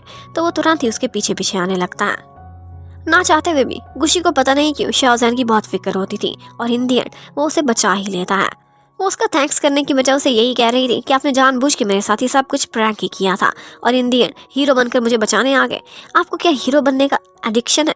पर गुशी सच में बताता है कि मैंने ये कुछ भी नहीं किया। शायद कोई मेरा क्रेजी फैन किसी तरह से यहाँ पर आ गया होगा, और तुम्हारी मेरी क्लोजनेस देखकर वो तुमसे जेलस हो गया, तुम्हें तंग किया। पर उन्हें बिल्कुल भी अंदाजा नहीं था कि मामला इतना सीरियस है। इन दी एंड वो सर्विलेंस चेक करने की कोशिश करते हैं, तो उस टाइम की फुटेज भी वहाँ से गायब थी। अब नेक्स्ट डे वो लोग डायनासोर म्यूजियम में जाते हैं बहुत सारे बच्चों को लेकर, और यहाँ पर हमें पता चलता है कि गुशी बहुत स्मार्ट है। ऑल्दो उसने शाओजैन का लेक्चर कोई तवज्जो से तो नहीं सुना था, लेकिन फिर भी उसे बहुत इन्फॉर्मेशन थी। और यहाँ पर उन्होंने टी-रेक्स भी देखा था। ये वो इस डायनासोर के नाम पर शाओजैन ने अपने फ़ोन में गुशी का नंबर सेव किया हुआ था। अब शाओजैन के डैड का ऑपरेशन बहुत जल्दी होने वाला था, तो इसलिए वो एक दफ़ा फिर से अपनी मॉम के पास जाती है, उनसे रिक्वेस्ट करती है कि डैड की आखिरी विश पूरी कर दें, एक दफ़ा उन्हें देखने के लिए आ जाए। वो अपने परिवार को इकट्ठे देखना चाहते हैं, लेकिन मम्मी उसे ना हाँ कहती है ना कहती है। इसकी वजह से वो बहुत सैड हो जाती है। उसकी ये सैडनेस गुशी ने देख ली थी, और वो फैसला करता है कि वो इसकी हेल्प करेगा। वो खुद को रोक ही नहीं पाता और जाता है डायरेक्टर लियांग के पास और कहता है कि मैं इस कैरेक्टर को बहुत अच्छे से समझ चुका हूँ, और जब से मैंने प्रोफेसर शू से मुलाकात की है, मैं जानता हूँ कि इसमें जो हीरो है वो प्रोफेसर शू की ही पर्सनैलिटी है। अगर आपको आज तक वो याद है और उन पर आप मूवी बना रहे हैं, तो इसका मतलब है कि वो कभी भी आपके दिल से नहीं निकले। इसलिए प्लीज़ इससे पहले कि देर हो जाए, आप अपनी फैमिली को समय दें। डायरेक्टर लियांग बहुत प्रोफेशनल थी, वो अभी भी नहीं मान रही थी, तो एक बहाने से उन्हें थिएटर में लेकर जाता है कुछ सीन्स दिखाने के लिए। लेकिन यहीं पर ही उसने शाओजैन को भी बुला लिया था। शाओजैन यहाँ पर बड़ी स्क्रीन पर अपनी बचपन की कुछ फोटोज़ दिखाती है, और साथ में ये भी बताती है कि किस तरह से हम लोग इकट्ठे मूवीज़ देखने जाया करते थे। ये सारा कुछ देखकर डायरेक्टर लियांग आखिर को तो माँ ही थी, उनका मन पिघल ही जाता है। और फाइनली वो दिन आता है कि जब वो अपने एक्स हस्बैंड से मिलने के लिए हॉस्पिटल में जाती हैं, और वो मानो उन्हीं के इंतजार में बैठे हुए थे। उन्हें पूरा भरोसा था कि एक दफ़ा ज़रूर आएंगी। बस फिर इस पूरी फैमिली का एक इमोशनल सा रीयूनियन होता है, और यहाँ पर डैड की आखिरी इच्छा यही थी कि वो लोग अपने पुराने घर में एक दिन बिताना चाहते हैं। पर वो पुराना घर काफ़ी दिनों से बंद पड़ा था, और वहाँ पर साफ सफाई की ज़रूरत थी। तो मम्मी डैडी को इकट्ठे छोड़कर अगले दिन का प्लान बनाकर शाओजैन वहाँ चली जाती है, और अपने दोनों बहन भाइयों के साथ मिलकर वहाँ की खूब सफाई करने में लग जाती है। गुशी को पता चलता है कि आज शाओजैन आई ही नहीं है, तो वो काफ़ी सैड हो जाता है, और अपने मैनेजर से कहता है कि मैंने लाइंस की प्रैक्टिस करनी थी। तो वो बोलता है मेरे साथ कर लें, पर वो कहता है नहीं, एक लड़की के साथ थी, और तुम्हें देखकर मुझ में वो इमोशंस ही नहीं आते। उधर लिन जिन भी परेशान था, क्योंकि आज सेट पर शाओजैन नहीं दिख रही थी। तो उसे कहीं ना कहीं से पता चल जाता है कि वो अपने डैड के पुराने घर पर गई हुई है। तो वो सोचता है कि क्यों ना मैं भी वहाँ पर जाऊँ। उसे उसके पुराने घर का पता था, क्योंकि वो तो उसके बचपन का फ्रेंड था। तो अब गुशी ने भी उसी को यूज़ किया था। उसकी कार का पीछा करते करते वो भी उसी पॉइंट पर पहुंच जाता है, पर यहाँ पर उन्हें पार्किंग नहीं मिल रही थी। इसी वजह से वो जैसे ही दो लोगों को वहाँ पर पार्क करते हुए देखते हैं, तो उनसे पार्किंग में जगह खरीदने की भी कोशिश करते हैं, अपने पैसों का दबाव डालते हैं, तो कोई अपना हीरोइज्म दिखाता है। पर इस सब की वजह से उन दोनों पर बुरा ही इंप्रेशन पड़ा था, और वो लिनजिन को और उसके साथ साथ गुशी को भी एक इग्नोरेंट और एरोगेंट बॉय समझ रहे थे। वेल इन दी एंड जब वो घूमते घुमाते किसी तरह से शाओजैन के घर पर पहुंचते हैं, तो पता चलता है कि यही दोनों उसके बहन भाई हैं। तो अब तो दोनों बॉयज़ की बैंड बज जाती है, और वो लोग तो उसके भाई के सामने नंबर बनाने की कोशिश करते हैं ताकि वो किसी तरह से हमसे इम्प्रेस हो जाए। अब वो ज़बरदस्ती चाहते थे कि किसी ना किसी तरह से शाओजैन की इस घर में हेल्प करें। वो यहाँ पर प्लम्बर की तलाश में थी, लेकिन पाइप ठीक करने के लिए एक बोलने लगता है कि मैं अब्रॉड रहा हूँ, वहाँ पर सारे काम अपने हाथों से करता था, और दूसरा कहता है कि मैंने पिछली मूवी में एक प्लम्बर का ही तो रोल किया था, मैं पाइप्स अच्छे से ठीक कर सकता हूँ। और बस वो दो लड़के जहाँ पर जाएंगे हर काम उल्टा ही करेंगे। इन दी एंड उनका ये हाल होता है। ना सिर्फ पाइप उन्होंने जो खड़ा था वो भी तोड़ दिया था, बल्कि हर जगह पानी पानी ही कर दिया था किचन में। और तो और जब शाओजैन उन्हें वहाँ से भेजने की कोशिश करती है, तो वो कहते हैं कि हम यहाँ पर डिनर करके ही जाएंगे, और अगर मेरे लिए डिनर बनाना तो उसमें ये ना डालना वो ना डालना। उनकी इस तरह की हरकतें देखकर शाओजैन को ज़बरदस्ती धक्के मार के उन्हें घर से निकालना पड़ता है। वेल अब फाइनली नेक्स्ट डे उनका घर रेडी था पुरानी यादों को लेकर। वो लोग उस घर में आते हैं। अपने परिवार को इकट्ठे देखकर शाओजैन बहुत खुश हो गई थी, और तो और उसके डैड ने उसे एक मैमथ भी गिफ्ट किया था, जो कि बहुत मुश्किल से उन्होंने असेंबल किया था। अब एक पूरा दिन बिताने के बाद वो काफ़ी खुश हो गई थी, लेकिन इन दी एंड इस सुहाने दिन की एंडिंग बहुत बुरी होती है। उसके डैड को लैप्स कर गए थे, उन्हें हॉस्पिटल लेकर जाते, उनका ऑपरेशन होता है, पर उसके बाद वो जिंदा नहीं बच पाते, उनकी डेथ हो जाती है। शाहजहान के पास जैसे कुछ भी नहीं बचा था। वो अपने डैड के साथ बहुत ज्यादा अटैच थी और अब वो इस दुनिया से जा चुके थे। उसने खुद को एक कमरे में लॉक कर लिया था। वो अपने घर में रहती थी, ना खाने पीने के लिए बाहर निकलती थी और ना ही किसी की कोई भी बात मानती थी। वो बस डैड का दिया हुआ मेहमत दोबारा जोड़ने की कोशिश कर रही थी। उसका भाई या कहता है कि मैं तुम्हारी हेल्प करता हूँ, आखिर को वो मेरे भी तो डैड थे, उन्होंने मुझे एक बेटे की तरह पाला है और तुम मेरी दीदी लगती हो। गुशी और मैनेजर उसे काम पर वापस बुलाते हैं, लेकिन वो कह देती है कि मैं एक मकसद की वजह से ही तुम्हारी असिस्टेंट बनी थी और अब मेरा वहाँ वापस आना बिल्कुल भी नहीं बनता, इसलिए समझो मैंने इस जॉब से रिजाइन ही दे दिया। अब उसे सैड सुनकर गुशी बहुत परेशान हो जाता है और एक दफा वो अपने पपी का बहाना करके शाहजहान के घर पर जाता है और कहता है कि पपी तुम्हें बहुत मिस कर रहा था, पर फिर भी वो दरवाजा नहीं खोलती। वो उसे मैसेज पर कहता है कि तुम्हारे डैड तुम्हें इस तरह से देखेंगे तो कितने सैड हो जाएंगे, प्लीज उन्हीं की खातिर खुद को संभालो। पर वो कहाँ कोई बात सुन रही थी। इतने में वो उसकी मम्मी के पास भी जाता है और डायरेक्टर लियांग को कहता है कि आखिर को वो बेशक बड़ी हो गई पर है तो आपकी बेटी ही, आप उसे संभालने की कोशिश करें, आप दोनों ही एक दूसरे का दर्द समझ सकती हैं। अब मम्मी भी उसके साथ इकट्ठे डैड की ग्रेव पर जाती हैं, उसे समझाने की भी कोशिश करती हैं, पर वो लगता है कि बहुत बड़े शौक में थी। इतने में उसके सिबलिंग्स से भी मिलता है और यहाँ पर वो वही मेहमत जोड़ने में उसकी हेल्प भी करता है जो कि उसके डैड ने बनाया हुआ था। अब वो सोचते हैं कि किसी ना किसी तरह से उसकी हेल्प करनी ही पड़ेगी, तो हम मिलकर एक प्लान बनाते हैं। अब उसके बहन भाई उसे एक जगह पर लेकर आते हैं जहाँ पर होलोग्राम के थ्रू वो उसके डैड की वीडियो चलाते हैं। यहाँ पर ऐसा लग रहा था कि डैड उससे कह रहे हो कि मैं तुमसे बहुत खुश हूँ और मैंने एक बहुत अच्छी लाइफ गुजारी है और मैं अब सेटिस्फाइड हूँ, लेकिन मेरी आत्मा को तभी शांति मिलेगी जब तुम भी एक अच्छी लाइफ गुजारोगे और खुश रहोगी। साथ ही साथ डैड का वही गिफ्ट भी वहाँ पर पड़ा हुआ था और सब उसे समझाते हैं कि ये मूवी जो डैड के ऊपर ही बनी हुई है, इसको सक्सेसफुल बनाने के लिए तुम अपना रोल प्ले करो और जब तक ये मूवी कंप्लीट नहीं हो जाती तुम अपनी जॉब से भी मत हटो। और फिर फाइनली एक दिन आता है जब शाहजहान वापस से अपने सेट की टीम के साथ वहाँ पर एंट्री करती है और उसे देखकर सारे लोग ही बहुत खुश हो गए थे, स्पेशली गुशी। अब लिन जिन में उसे इतने दिनों बाद ठीक ठाक और वापस देखता है तो उससे बातें करने लगता है, पर यहाँ पर गुशी भी प्रेस कॉन्फ्रेंस में अपने क्वेश्चंस किसी और पर डालकर भाग के उनके बीच आ गया था कबाब में हड्डी भरने के लिए। और तो वो एलिवेटर में उन दोनों को अलग करके उनके बीच में आकर खड़ा हो जाता है। मैनेजर उसका ये अजीब बिहेवियर देखता है तो उससे क्वेश्चन जरूर करता है, लेकिन वो कहने लगता है कि वो मेरी एम्प्लॉई है और उसको खुश रखना, उसकी सुरक्षा करना मेरी ड्यूटी बनती है, बस इसीलिए मैं शाहजहान की कुछ ज्यादा ही केयर करता हूँ। वेल, अब शाहजहान सबकी सेट पर बहुत हेल्प कर रही थी। उसे लगता था कि ये जो मूवी आ रही है अगर ये सक्सेसफुल हुई तो ये इसके डैड की स्टोरी है, वो हमेशा के लिए अमर हो जाएंगे, तो वो हर जगह बस अपना 100% ही दिए जा रही थी। इतने में लिन जिन को भी एक आइडिया आया था। उसने शाहजहान का मूड ठीक करने के लिए उसे कहा था कि तुम मेरे साथ रॉक क्लाइंबिंग पर चलोगी, और यही बात गुशी ने भी सुन ली थी। वो भी फैसला करता है कि इनके बीच जाएगा, इनको अकेले समय तो कभी भी नहीं बिताने देगा। तो वो दोनों बॉयज वहाँ पर पहुँच जाते हैं और तो और एक दूसरे से जेलस होकर अपनी रोप टाइट करने के लिए बार बार शाहजहान को ही तंग किए जा रहे थे। वो बिल्कुल बच्चे की तरह बन चुके थे। पर इतने में शाहजहान को उसकी मम्मी की कॉल आती है जो उसे इकट्ठे शॉपिंग पर बुला रही थी। ये प्रेशियस टाइम उसकी लाइफ में बहुत सालों बाद आया था। वो उन दोनों को वहीं छोड़ खुद भाग जाती है और यहाँ पर उन दोनों को अकेले ही रोप क्लाइंबिंग करनी पड़ती है। और तो और बहुत सारे फैंस ने भी उन्हें वहाँ पर देख लिया था, जिसके बाद गुशी को कुछ ज्यादा ही जान लगानी पड़ती है क्योंकि उसकी तो वीडियोस भी बन रही थी। और नेक्स्ट डे लड़की तो पटी नहीं थी और उन दोनों का ये हाल था कि उनके अंग अंग में बस पेन ही हुए जा रहा था और वो लोग बहुत मुश्किल से सेट पर सीधा खड़े होकर ही नहीं पहुंच सक रहे थे और बड़ी मुश्किल से वो लोग किसी का सहारा लेकर ही सेट पर पहुंचते हैं। शाहजहान ने फील कर लिया था कि उसका बॉस आज बहुत तकलीफ में है और उसी की वजह से कल रोप क्लाइंबिंग करते करते बेचारे को कितनी पेन हो रही है। तो वो उसके लिए अपने हाथों से एक एग भी बॉयल करके जाती है। गुशी जब अपने लिए एग देखता है तो कहता है तुम्हें पता है ना मैं कभी एग नहीं खाता। पर मैनेजर जब बताता है कि ये खुद शाहजहान ने अपने हाथों से बनाया है तो वो तुरंत ही खुद ही वो एग पील करने लगता है।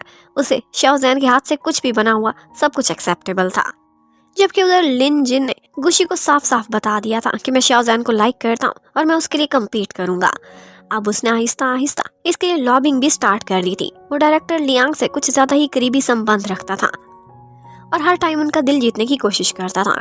ये बात सेट पर गुशी ने फील कर ली थी और वो भी सोचता है कि ठीक है, अगर ये इसकी मम्मी को पटा रहा है तो मैं इसकी बहन भाइयों को पटाऊंगा। अब वो इसी मिशन पर लग जाता है। इतने में उसे पता चलता है कि मूवी के सेट का सारा क्रू आपस में एक डिनर करना चाहता है और उन्होंने वहाँ पर शाहजहान को भी इनवाइट किया है। तो तुरंत ही ऊपर से लीजिन पहुंच जाता है और लिंजन कहने लगता है कि मैं प्रोड्यूसर हूँ, क्यों ना मैं आप लोगों को पार्टी दूं। और इतने में जनाब सुपरस्टार कहाँ से पीछे रहने वाले थे, वो भी पहुंच जाते हैं और कहते हैं कि मैं भी तो क्रू का हिस्सा ही हूँ एक तरह से, मैं भी इस पार्टी में पहुंचूंगा। और बस शाहजहान के पीछे पीछे उस लिटिल स्टाफ की पार्टी एक सुपरस्टार और प्रोड्यूसर भी अटेंड कर रहे होते हैं। और फिर उसके बाद इस पार्टी में वो दोनों जेलसी में और एक दूसरे से मुकाबले के चक्कर में बहुत ज़्यादा ड्रिंक कर लेते हैं और इन दी एंड टून होकर एक दूसरे को छोटा भाई और बड़ा भाई कहकर पुकारते रहते हैं। याओ और शियाओ दोनों के हिस्से में गुशी आया था। वो उसे उसके घर पर ड्रॉप करने के लिए जाते हैं, लेकिन यहाँ पर याओ का मन अचानक से गुशी की तरफ बहुत बदल जाता है, क्योंकि उसे पता चलता है कि जिस लेगो का उसे क्रेज है उसी लेगो के आर्ट में मास्टर है गुशी, और उसने फौरन से इसकी ट्रेनिंग भी ली हुई है। तो बस फिर क्या था, उसके मन में तो गुशी की इज्जत बहुत बढ़ जाती है और वो मन ही मन में उसे अपने होने वाला जीजा भी स्वीकार कर लेता है। अब उसके बाद हमें एक और कैरेक्टर को दिखाते हैं जिसका नाम है डायरेक्टर ली, और उनका एक छोटा सा क्यूट सा छोटू बेटा है जिससे वो बहुत प्यार करते हैं। एक सिंगल फादर है और उसे उन्होंने एक डायनासोर गिफ्ट किया था। एक्चुअली एक रिकॉर्डिंग डायनासोर है, लेकिन अनजाने में उनको खुद भी नहीं मालूम था कि इस डायनासोर में कुछ राज हैं जो कि रिकॉर्ड हो चुके हैं, और वो था लिन यांग का राज, जिसमें वो किसी बॉम्बिंग इंसिडेंट की बात कर रहा था और साफ पता चलता था कि उसने इस इंसिडेंट में डायरेक्टर ली को और साथ साथ लियांग को भी फंसाया हुआ था।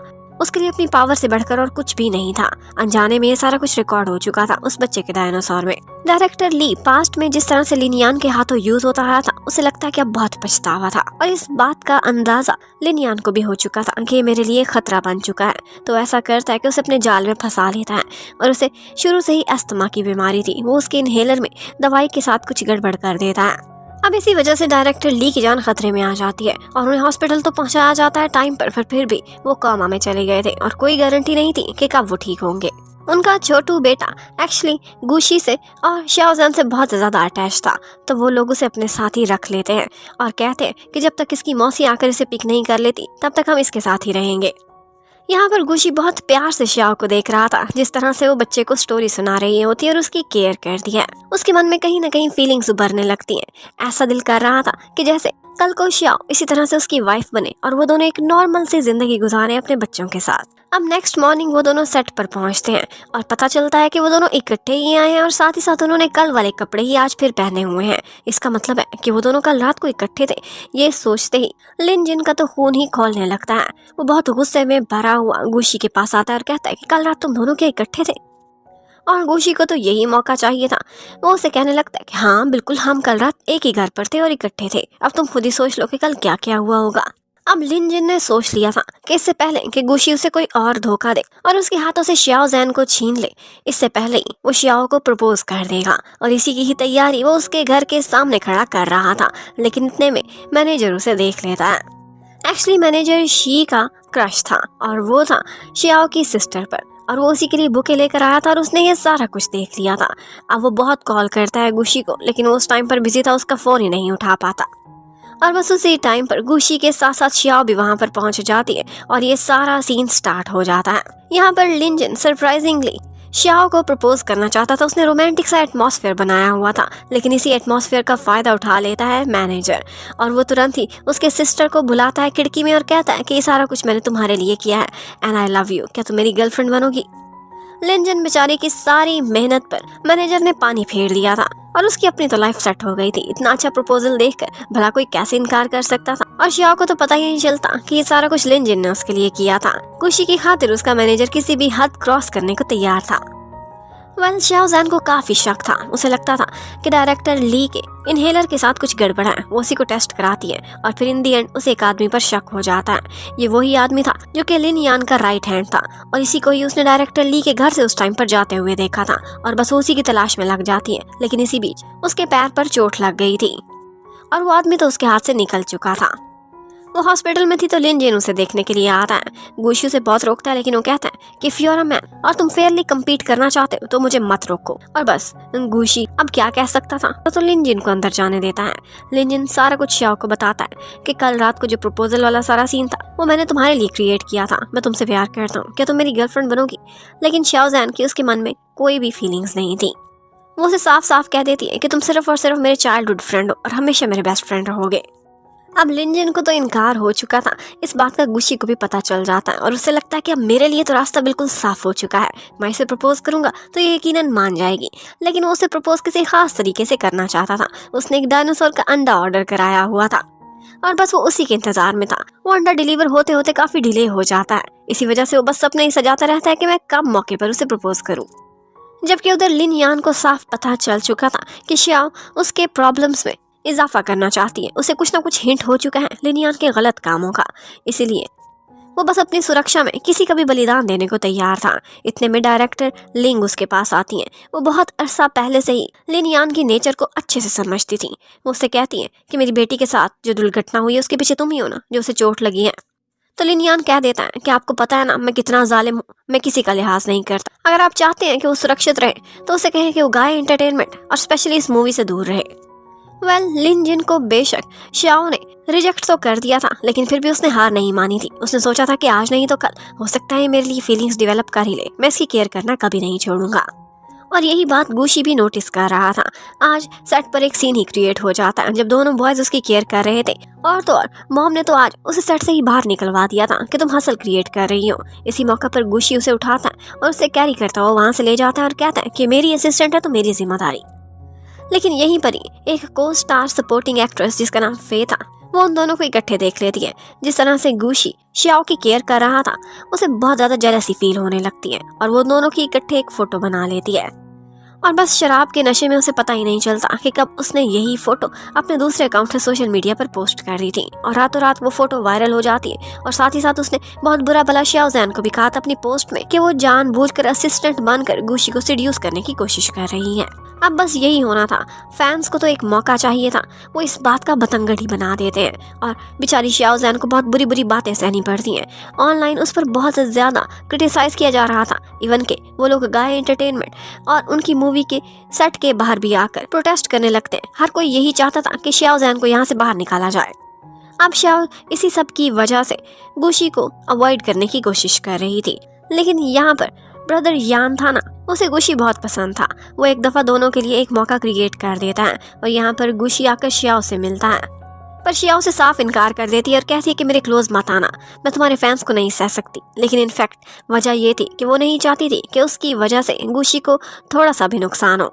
वो एक सुपरस्टार था, उसकी पब्लिसिटी क्लियर होनी चाहिए। दूसरी तरफ जी को साफ पता चल गया था कि लिनियान किसी का भी सगा नहीं है। वो उससे प्यार का सिर्फ और सिर्फ दिखावा करता है, और उनका रिलेशनशिप दुनिया के सामने इसलिए नहीं लेकर आ रहा क्योंकि उसे उसमें बिजनेस का कोई फायदा दिखाई नहीं देता था। एक्चुअली वो आजकल ब्लाइंड डेट पर जा रहा था, और वो भी अपने टक्कर की एक दूसरी कंपनी की हायरस के साथ। ये सारा कुछ देखकर जी बिल्कुल खामोश रहती है। वो चाहती थी कि वो खामोशी से अपनी चाल चले और लिनियान को जरा भी अवेयर न होने दे। लिनियान एक तरफ शादी का प्लान उस दूसरी लड़की के साथ बना रहा था, जबकि दूसरी तरफ जी के साथ वो हमेशा समय बिताने के लिए पहुंच जाता था। इतने में वहां पर एक फैन का दिया हुआ वही रिकॉर्डिंग डायनासोर वो देखता है, तो उसे तुरंत ही याद आ जाता है कि डायरेक्टर ली के हाथ में भी एक रिकॉर्डिंग डायनासोर था उस समय जब उसने बहुत सारी बातों का उसके सामने कन्फेस कर दिया था। वो डर जाता है कि ये सारा कुछ रिकॉर्ड हो चुका है, ये सबूत किसी भी टाइम पर सामने आ जाएंगे और उसकी पोजीशन भी खतरे में पड़ सकती है। उसने पास्ट में कुछ बहुत घिनौना किया था। तो अब वो पता कराने लगता है, अपने ही गुंडे को उस बच्चे के पीछे भेज देता है, और उसे पता चल जाता है इन दी एंड कि उस बच्चे ने अपना वही रिकॉर्डिंग डायनासोर श्याओ ज़ैन को गिफ्ट में दे दिया है। वो उसे अपनी दीदी मानता था और गुशी को अपना भैया।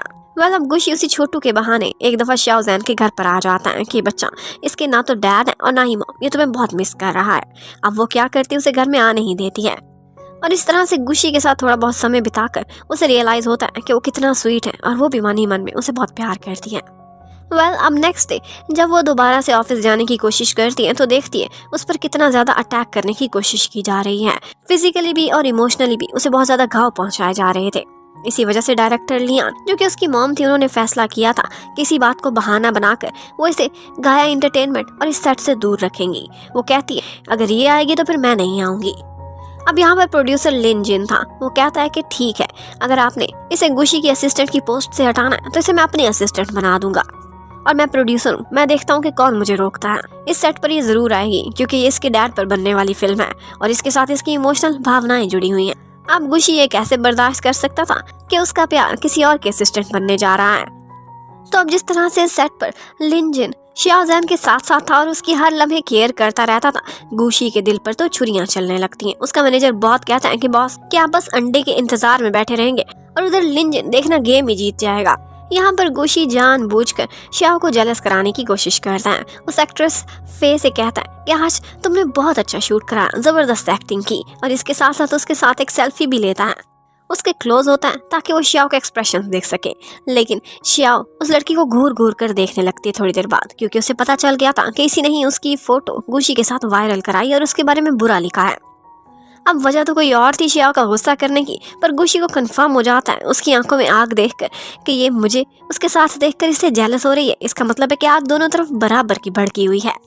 और फिर फाइनली गुशी का ऑर्डर किया हुआ वो डायनासोर का अंडा आ ही जाता है और उसके बाद गुशी एक जगह पर शियाओ जैन को मिलने के लिए बुलाता है। लिनजिन उसके साथ साथ था। उसे फौरन ही पता चल जाता है कि इसे प्रपोज करने वाला है। वो उसे ले जाना चाहता था, पर शियाओ साथ जाने से इनकार कर देती है। और फिर इन दी एंड गुशी आता है और लिनजिन से कहने लगता है कि मैंने तुम्हें एक दफा फेयर चांस दिया था, हम दोनों बराबर का मुकाबला करते हैं। ये सुनकर लिनजिन वहां से चला जाता है। यहाँ पर जिस तरह से शियाओ जैन को गुशी ने प्रपोज किया था, ये सब बहुत स्पेशल था। गुशी को वाकई शियाओ जैन भी लाइक करती थी। वो उसे यस बोलने ही वाली थी, लेकिन उसके बाद वो उसे रिजेक्ट कर देती है और ये कहकर वहां से चली जाती है कि तुम और मैं बिल्कुल भी कंपैटिबल नहीं। तुम्हारे फैंस को बहुत ज्यादा हर्ट फील होगा अगर हम दोनों इकट्ठे हुए तो, क्योंकि लोग मेरे बारे में बुरा बोलते हैं और तुम्हारी पब्लिसिटी को नुकसान पहुंचे ये मुझे अच्छा नहीं लगेगा।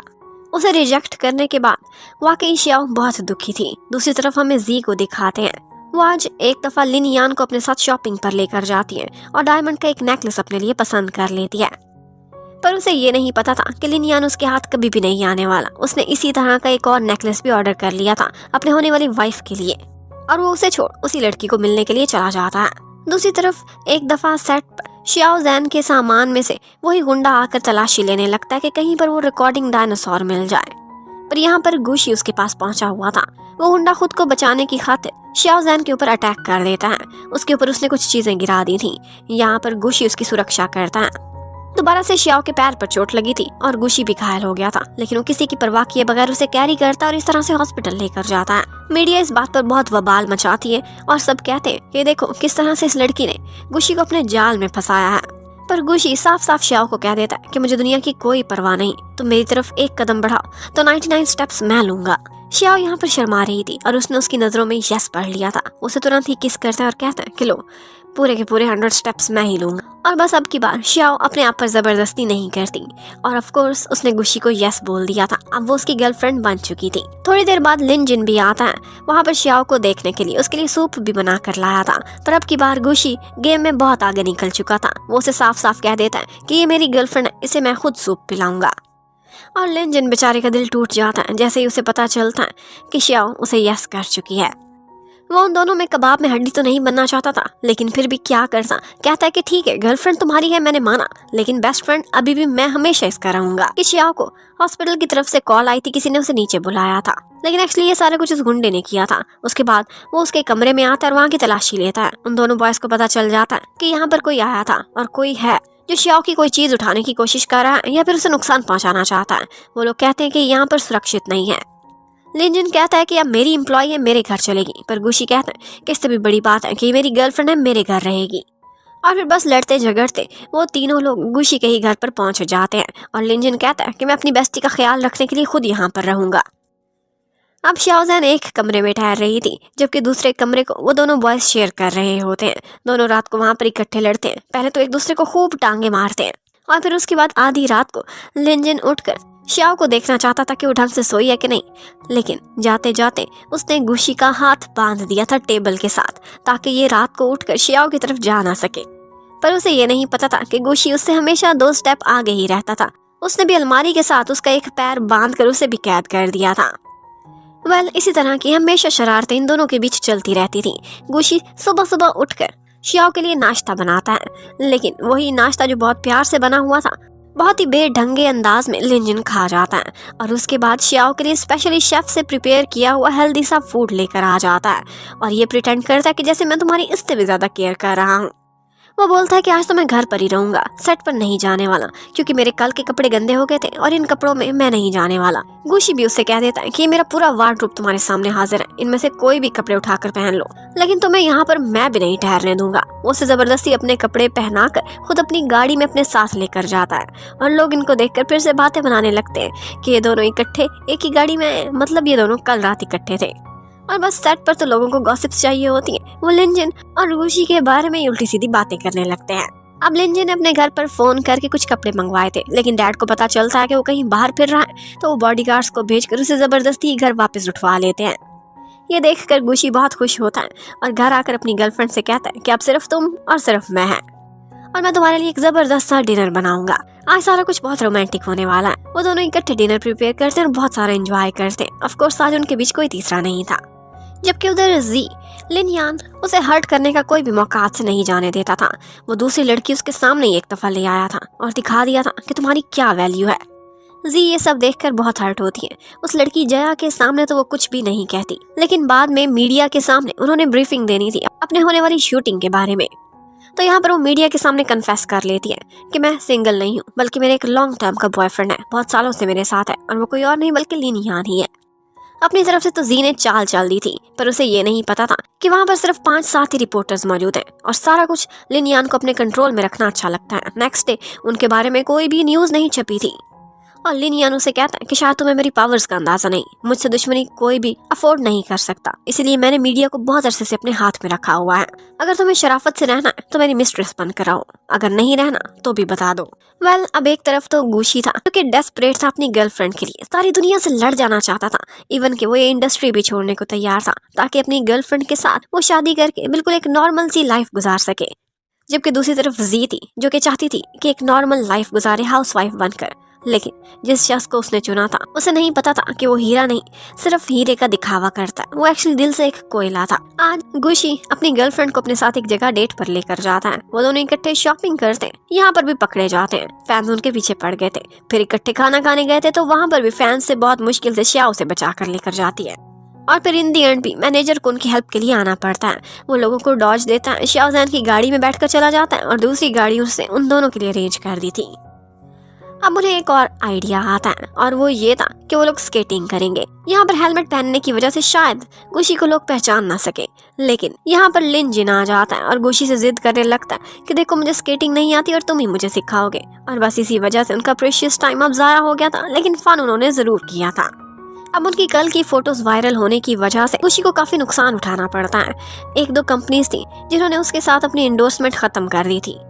वो इसी बारे में उसके मैनेजर से बात करती है तो मैनेजर कहता है कि 1-2 कंपनी से कोई फर्क तो नहीं पड़ता, लेकिन अगर ये सारा कुछ फ्यूचर में चलता रहे तो उसकी पब्लिसिटी अच्छी नहीं रहेगी, तो उसे बहुत नुकसान उठाना पड़ेगा।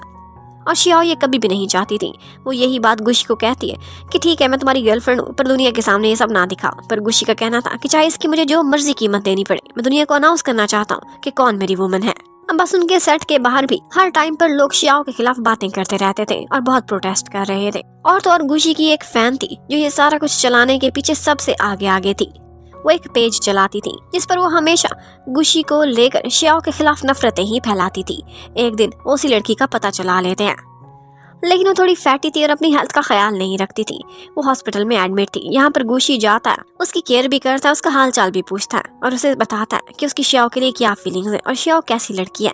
उसके साथ साथ वो उसके साथ एक सेल्फी भी लेता है और कहता है कि बेशक मैं आप लोगों का आइडल हूँ, पर मेरी अपनी भी कोई पर्सनल लाइफ है और प्लीज मुझे जीने का अधिकार मिलना चाहिए। अब इसी सब की वजह से आहिस्ता आहिस्ता श्याओ के बारे में लोगों का माइंड चेंज हो रहा था, लेकिन ऑफ कोर्स ये एक लॉन्ग प्रोसेस होने वाला है। उधर जी आज फिर लिन यान से कहती है कि तुम इस तरह से मुझे मिसयूज नहीं कर सकते। लिन यान उसे कह देता है कि देखो मैं शादी के बारे में डिस्कशन करने जा रहा हूँ, बहुत जल्दी मैं और जिया शादी कर लेंगे, अगर तुमने मिस्ट्रेस रहना है तो रहो, नहीं तो हम ब्रेकअप कर लेते हैं। वो उसे एक टिश्यू पेपर की तरह से यूज करके फेंक चुका था और उसके बाद वो पेरेंट्स मीटिंग में चला जाता है। उधर हमें डायरेक्टर लिंग को दिखाते हैं। एक्चुअली उसकी मिस्टर लिन से बहुत दोस्ती थी। वो बहुत सालों से एक दूसरे को जानते थे और इकट्ठे काम भी करते थे, पर उसे अच्छे से पता था कि मिस्टर लिन और लिन जिन जितने अच्छे हैं, लिन यान उस जैसा बिल्कुल भी नहीं है। मिस्टर लिन को मन ही मन में अपने दोनों बेटों के बारे में अच्छे से पता था। वो चाहते थे कि लिन जिन हायर बने, लेकिन लिन जिन साफ कह देता है कि इस सब पर मेरा अधिकार नहीं, मेरे भाई ने इस कंपनी को ज्यादा टाइम दिया और ज्यादा मेहनत भी, वो बहुत अच्छी मैनेजमेंट करता है, इसीलिए इस सब पर उसी का अधिकार बनता है। अब डैड भी लिन यान को बुलाकर कह देते हैं कि लिन जिन भी यही कह रहा है और मेरा भी यही फैसला है कि अब मैं रिटायर हो रहा हूँ और इस कंपनी को तुम संभालोगे। उधर श्याओ जैन ने एक दफा गुशी की एक फैन की हेल्प की थी। वो एयरपोर्ट पर जाकर उससे मिलता है क्योंकि उसके डैड की ये इच्छा थी कि मेरी बेटी अब्रॉड जाने से पहले एक दफा अपने आइडल से मिल ले, इसलिए वो बहुत भाग दौड़ कर रहे थे। और जिस तरह से एक फैन और उसके आइडल का श्याओ ने रीयूनियन कराया था, उसके बारे में और भी पॉजिटिविटी मीडिया पर फैलने लगती है। ये सारा कुछ उसके लिए बहुत पॉजिटिव था। इसी बात को लेकर गुशी भी बहुत खुश था। एक दिन वो उसके घर पर थी, वो शावर लेकर फ्रेश हो गई थी लेकिन कपड़े लाना भूल जाती है, तो वो उसके लिए कपड़े देता है। लेकिन ये कपड़े उसने उन दोनों के मैचिंग क्लोथ्स बनवाए थे और वो भी थे डायनासोर जैसे। उसकी गर्लफ्रेंड एक आर्कियोलॉजिस्ट थी और उसके लिए यही बेस्ट गिफ्ट होने वाला था। वो दोनों इकट्ठे बहुत ज्यादा एंजॉय करते हैं, लेकिन यहीं पर ही वो रिकॉर्डिंग डायनासोर था और उसकी रिकॉर्डिंग बजाते बजाते गुशी कुछ बातें सुन लेता है जिसमें उसे लिन यान का राज पता चल गया था और उसे ये समझने में जरा भी देरी नहीं होती कि क्यों बार बार शियाओ जैन को कोई नुकसान पहुंचाने की कोशिश करता है और उसकी तलाशी ली जा रही है। इसका मतलब है कि उसकी गर्लफ्रेंड खतरे में है और उसकी सुरक्षा करना अब उसी की ड्यूटी बनती है। वो नेक्स्ट डायरेक्टर लिंग के पास जाता है और उसे यही रिकॉर्डिंग सुनवाता है। लिंग उसे साफ साफ कह देती है कि देखो वो मेरी बेटी है, मुझे बहुत प्यारी है, इसीलिए मैं उसे सेट से दूर रखना चाहती थी क्योंकि लिन यान बहुत खतरनाक इंसान है। पर गुशी कहता है कि उसकी बहुत भावनाएं जुड़ी हुई हैं इस मूवी के साथ, उसे सेट से दूर ना रखें, इस इश्यू को मैं संभाल लूंगा, वो मेरी गर्लफ्रेंड, मैं उसकी सुरक्षा करूंगा। और फिर उसके बाद वो सीधा जाता है लिन यान के पास और उसके डेस्क पर वही डायनासोर रख देता है और कहता है मुझे तुम्हारे पर्सनल प्रॉब्लम से कोई भी मतलब नहीं है, तुमने पास्ट में जो भी किया था मैं सुन चुका हूँ और मुझे किसी काम से कोई दिक्कत नहीं, मैं तुम्हारे लफड़े में नहीं पड़ना चाहता, ये तो मैं दे रहा हूँ, इसके बदले एक गारंटी चाहिए और वो ये कि तुम मेरी गर्लफ्रेंड से दूर रहोगे और उसे कोई भी नुकसान नहीं पहुंचाओगे।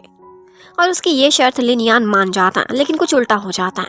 उधर डायरेक्टर ली को होश आ गया था और होश आते ही उन्हें सारी समझ आ जाती है कि उन्हें इस टाइम पर क्या करना है। वो तुरंत ही हॉस्पिटल से गायब हो जाते हैं। पर लिन यान को अपनी पावर के नशे का इतना रोप था कि उसे कोई भी और ऑप्शन दिखाई नहीं देता। वो सोचता है कि मैं डायरेक्टर ली को भी नहीं छोड़ूंगा जो मेरा राज जानता है, और दूसरी तरफ गुशी भी अगर मुझे कल को नुकसान पहुंचाने की कोशिश करता है तो मैं जानता हूँ कि उसकी जान किसमें है, शियाओ जैन में।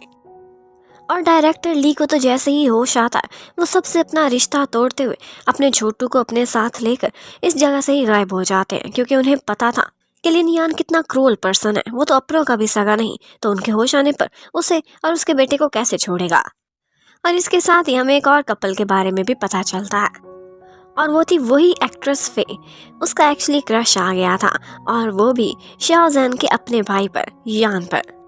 उसे अपनी गलती का भी रियलाइज हो गया था और वो यान से कहकर शियाओ जैन के पास आती है और उससे माफी भी मांगती है और शियाओ ने भी खुले दिल से उसे माफ कर दिया था क्योंकि वो वाकई बदल चुकी थी।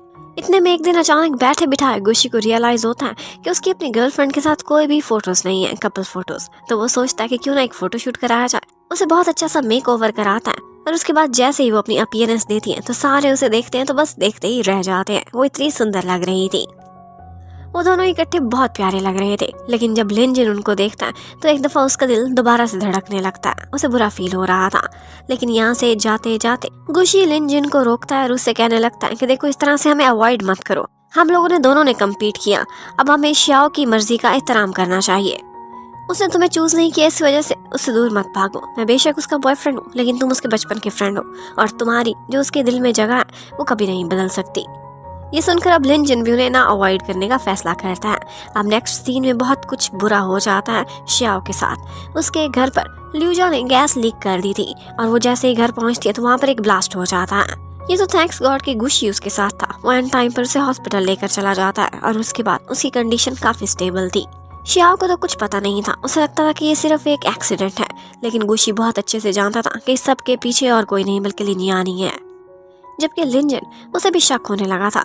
उसने उसी ल्यूजा को उसके घर के करीब देखा था, तो ऐसा करता है कि शियाओ के लिए बहुत फिक्रमंद था, तो अपने भैया के पास जाता है और उनसे कहता है कि वो मेरी बेस्टी है और मैं उससे प्यार भी करता हूँ, प्लीज मुझे उसकी फिक्र हो रही है, अपने 2-4 बॉडीगार्ड्स दे दे, वो उसकी केयर करेंगे। उसे ये नहीं पता था कि उसी के दुश्मन से वो उसकी हिफाजत के लिए कह रहा है। वह अब गुशी सीधा जाता है और लिन यान से ये कहने की कोशिश करता है कि तुम अभी भी संभल जाओ, वरना जिसने मेरी शियाओ को नुकसान पहुंचाने की कोशिश की मैं उसे माफ नहीं करने वाला। लेकिन वो भी उसे कह देता है कि तुम मेरी तरह से पावरफुल नहीं हो, तुम सिर्फ सपने देखते जाओ और मैं लोगों के सपने बर्बाद करने का काम करता हूँ। उधर जी भी कहीं ना कहीं लिन यान की कमजोरियां तलाश करने में लगी हुई थी और उसके हाथ उसकी एक वीकनेस लग जाती है। जब एक डायरेक्टर था जिसका नाम वोंग था, वो ड्रंक होकर उसकी सारी हकीकत बता देता है किसने किस तरह से चियान को फंसाया था। वो ये उसका सारा कन्फेशन अपने फोन में रिकॉर्ड कर देती है और फिर उसके बाद वो यही रिकॉर्डिंग लिन यान को भी फॉरवर्ड करती है। अब उसी के थ्रू वो उसे ब्लैकमेल करके अपने पास मिलने के लिए बुला रही थी। लिन यान उस पर गुस्सा करता है, पर वो उससे कहने लगती है कि मैं क्या करूं, मैं तुमसे प्यार करती हूँ और ये नहीं देख सकती कि तुम मुझे छोड़ किसी और से शादी कर रहे हो। तो लिन यान को इन चीज़ों से कोई भी फर्क नहीं पड़ता था। वो उसी बिजनेस पार्टनर लड़की जिया के साथ आजकल फिरता था और अपनी शादी की प्लानिंग भी कर रहा था। लेकिन वही जिया एक्चुअली गुशी की फैन भी थी और वो उससे एक दफ़ा ऑटोग्राफ भी लेती है। ये सब देख कर लिन यान को काफ़ी बुरा लगता है। अब गुशी ने भी अपनी सारी तैयारी की हुई थी। उसे जैसे ही पता चलता है कि लिन यान जिया को प्रपोज करने वाला है, तो वो सोचता है कि क्यों ना इसके रंग में भंग मिला दी जाए। वो उस जगह का पता कराकर उसके सारे प्लान पर पानी फेर देता है। अपने फैंस समेत वहाँ पर पहुँच जाता है। उसने सिर्फ एक पोस्ट की थी और सारे फैंस वहाँ पहुँच जाते हैं। वो यहाँ पर किसी को प्रपोज करने की तैयारी करने वाला है तो सारे लोग क्वेश्चंस भी करने लगते हैं। इतने में ऊपर से जी भी वहाँ पर आ जाती है और वो ऐसे एक्टिंग करने लगती है कि जैसे वो उसी को ही प्रपोज करने वाला था। अब क्या करता, इतना सारा मीडिया और लोगों के कैमराज ऑन थे, उसे प्रपोज करना ही पड़ता है। लेकिन वो उसे रिंग पहनाते हुए कहता है कि तुम बहुत पछताओगी। ये सारा कुछ जिया ने भी देख लिया था, जो कि ऊपर से आई थी। जिया ये सब कुछ देखती है तो उसका हार्ट ब्रोकन हो जाता है। वो रोती हुई वहां से जा रही थी और हमारा गुशी, उसका तो दिल बहुत अच्छा था। वो जब उसे रोते हुए देखता है तो उसे तसल्ली देता है और वो भी रोते रोते उसे ही हक कर लेती है। अब इसी लड़ाई में उसकी अपनी गर्लफ्रेंड भी उससे थोड़ी थोड़ी नाराज ही हो गई थी। ऑफ कोर्स वो बहुत पॉजेसिव थी और उससे पूछती है कि ठीक है, तुमने उसे तसल्ली दी, पर हक करने की क्या जरूरत थी। तो वो भी बहुत शरारती था। उससे कहता है कि तुम भी मुझसे मांग लो, तुम्हें जो चाहिए मैं देने को तैयार हूँ। अब ये सारा खेल तो लिन यान के हाथों से निकल गया था। वो जाते जाते जी से कहने लगता है कि मीडिया में से कोई भी ये न्यूज नहीं दिखाएगा। लेकिन उसे ये नहीं पता था कि गुशी बहुत चालाक था। अब की बार उसने मीडिया ही नहीं बल्कि अपने फैंस बुलाए हुए थे और उन्होंने ये सारा कुछ सोशल मीडिया पर फैला दिया था। गुशी जी से पूछता है कि आर यू श्योर तुम इस इंसान से शादी करना चाहती हो, और वो कहती है कि मैं क्या करूं, मेरा दिल पर बस नहीं चलता। अब गुशी एक दफा शियाओ से कहता है कि मैं एक रोमांटिक सीन की प्रैक्टिस करना चाहता हूँ तुम्हारे साथ। वो काफी शर्माती है लेकिन वो पकड़कर उसे नीचे गिरा लेता है और कहता है कि ये प्रैक्टिस तो मैं तुम्हारे साथ ही करूंगा। और गुशी था इतना स्मार्ट और इतना हॉट, शियाओ शर्मा जाती है और जल्दी में वहां से भाग जाती है। उधर अब हर तरफ गाया के बारे में उल्टी सीधी खबरें चल रही थी और स्पेशली लिन यान के बारे में। तो डैड उस पर दबाव डालते हैं और कहते हैं कि अगर ये सारा रायता फैल ही गया तो इसे संभालो। जिया तो वैसे भी तुमसे शादी नहीं करेगी, अब तुम जी से ही शादी कर लो, कुछ तो फेस सेविंग होगी। लिन यान को बहुत गुस्सा था। वो गुशी से जाकर कहता है कि तुमने जो करना था कर लिया, इससे आगे मैं बर्दाश्त नहीं करने वाला। अगर तुम चाहते हो अपनी और अपनी गर्लफ्रेंड की सेफ्टी तो तुम्हें 24 घंटे का टाइम देता हूँ। कल दिन 12 बजे से पहले पहले शियाओ को लेकर यहाँ से कहीं दूर चले जाओ, वरना मैं कोई गारंटी नहीं देता, मैं किसी का लिहाज नहीं करूंगा। ऑल्दो गुशी का प्रोजेक्ट तो बीच में ही खड़ा हुआ था, उसकी शूटिंग अभी कंप्लीट नहीं हुई थी, लेकिन वो सोचता है कि कोई बात नहीं, मैं किसी ना किसी तरह से 1-2 चक्कर लगाकर ये कंप्लीट कर लूंगा। लेकिन उससे पहले मैं शियाओ को यहाँ से लेकर बहुत दूर चला जाऊंगा जहाँ पर वो सुरक्षित होगी। वो बहुत प्यार से किसी न किसी बहाने से शियाओ को ये सारा कुछ करने के लिए मनाने की कोशिश करता है, पर शियाओ हमेशा से इनकार कर देती थी और वो कहती थी कि ये मूवी मेरे डैड को लेकर है और मैं इस मूवी से दूर नहीं जाने वाली थी। तो इसलिए वो एक बहाना ढूंढता है और उसके साथ एक दिन एक डेट पर चला जाता है। वो दोनों इकट्ठे बहुत सारा एंजॉय करते हैं और उसके बाद वो उसे एक शिप पर लेकर जाता है। यहाँ पर वो दोनों बहुत अच्छा सा समय इकट्ठे बिताते हैं और रात को बैठकर स्टार्स भी इकट्ठे देखते हैं। और यहाँ पर अचानक से शियाओ को नींद आ गई थी। गुशी उसे अच्छे से सुलाता है और फिर उसके बाद उसे लॉक करके वहाँ से निकल जाता है। अब वो अपना कुछ सामान और बाकी चीजें रेडी करके उसे वहाँ से उठाएगा और कहीं दूर चला जाएगा। लेकिन उसे ये नहीं पता था कि उसकी गर्लफ्रेंड मार्शल आर्ट बहुत अच्छे से जानती थी। वो भी किसी न किसी तरह से वहाँ से भागने में कामयाब हो जाती है और दोबारा से मूवी के सेट पर ही पहुंच जाती है। अब 12 भी बज चुके थे और उस टाइम तक शियाओ वहाँ से कहीं दूर नहीं गई थी। तो लिन यान की ऑफर का टाइम खत्म हो चुका था। वो ल्यूजा को कहता है कि इस लड़की को अब ठिकाने लगा दो और उसके बाद ही शियाओ जैन किडनैप हो जाती है।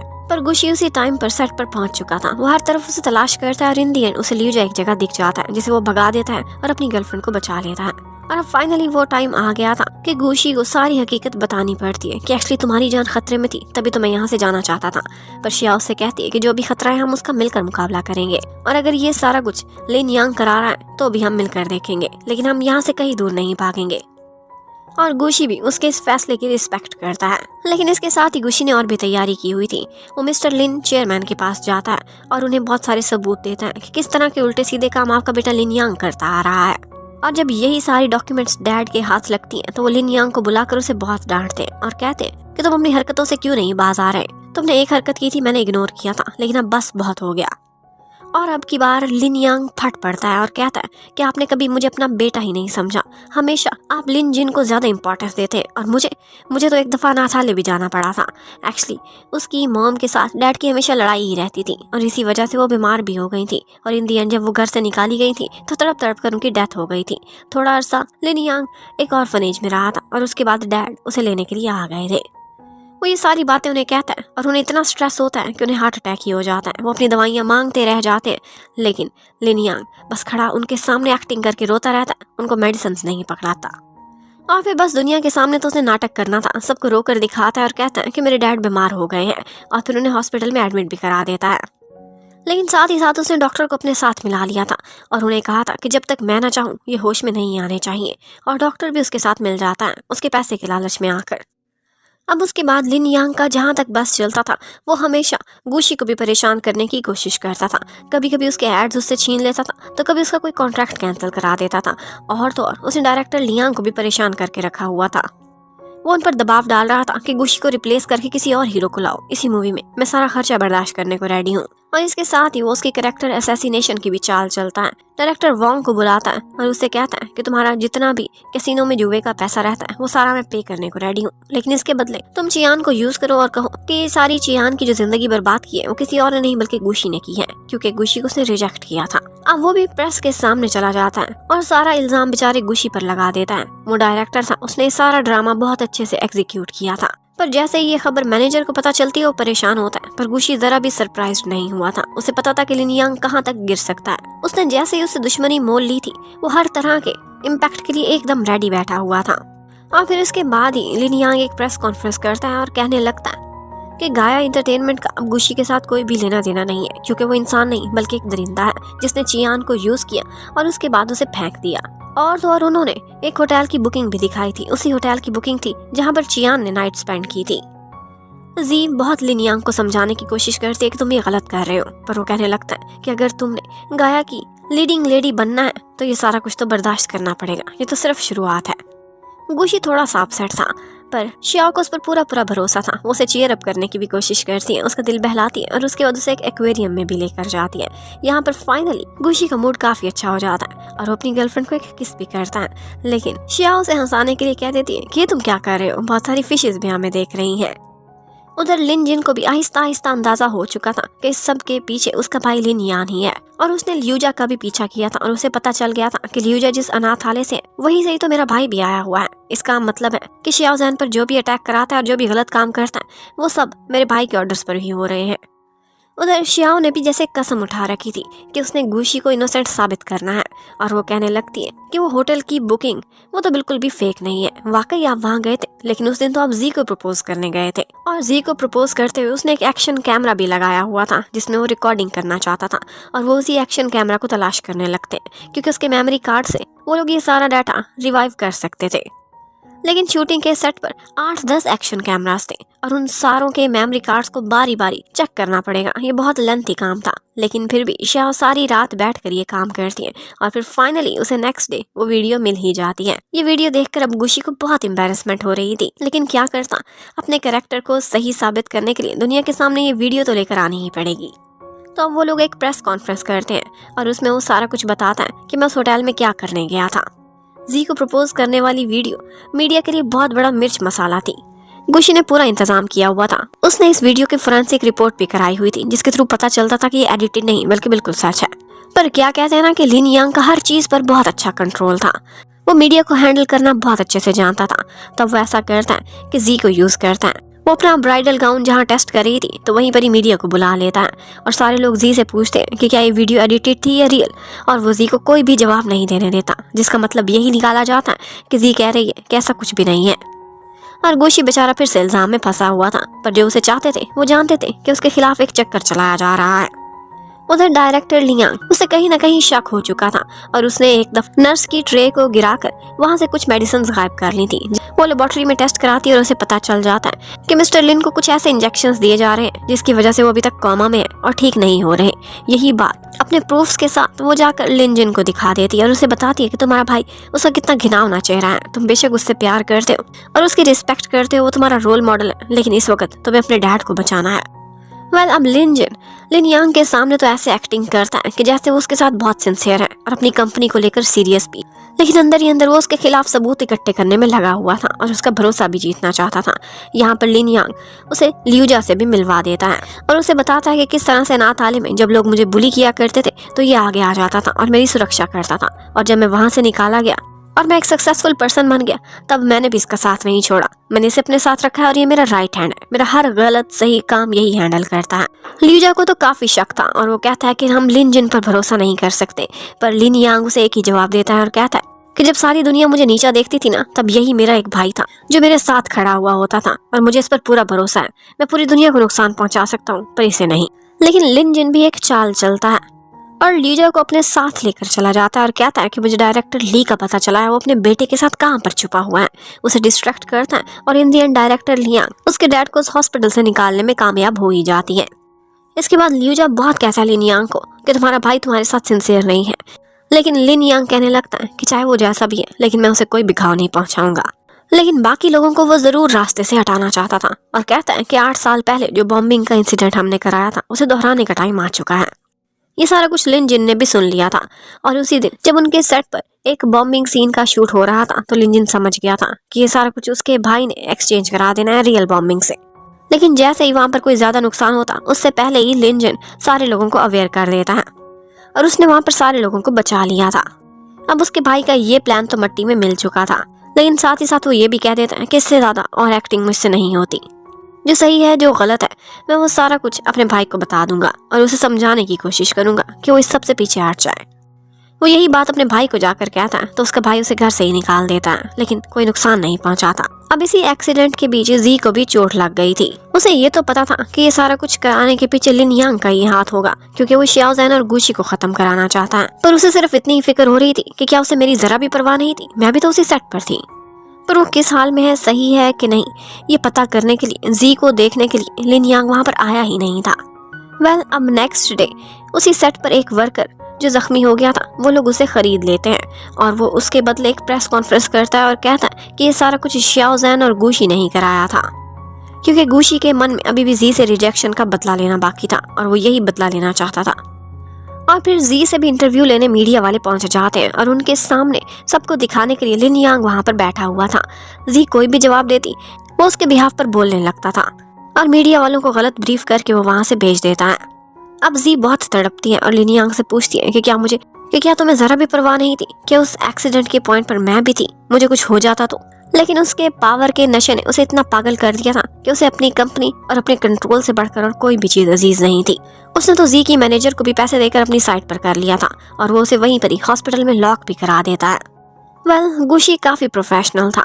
इतना सारा कुछ होने के बावजूद भी वो अपनी शूटिंग के सेट के पॉइंट पर हमेशा टाइम पर पहुंच जाता था और शियाओ की जिद थी कि उसने भी जाना है, तो उसकी सुरक्षा के लिए आज उसे घर पर बांध कर ही चला गया था।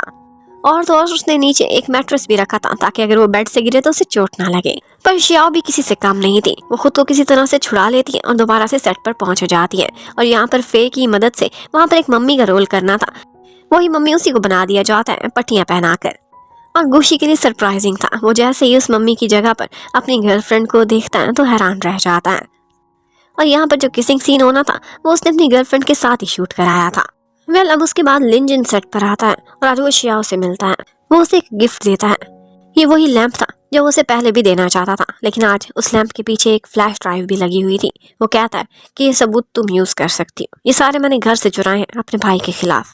पर वो ये लेने से मना कर देती है और कहती है कि मुझे पता है तुम्हारे मन में तुम्हारे भाई की क्या जगह है, मैं ये यूज नहीं कर सकती। जो भी सबूत लेने होंगे मैं खुद ही जमा कर लूंगी ताकि कल को तुम्हें कोई पछतावा ना हो।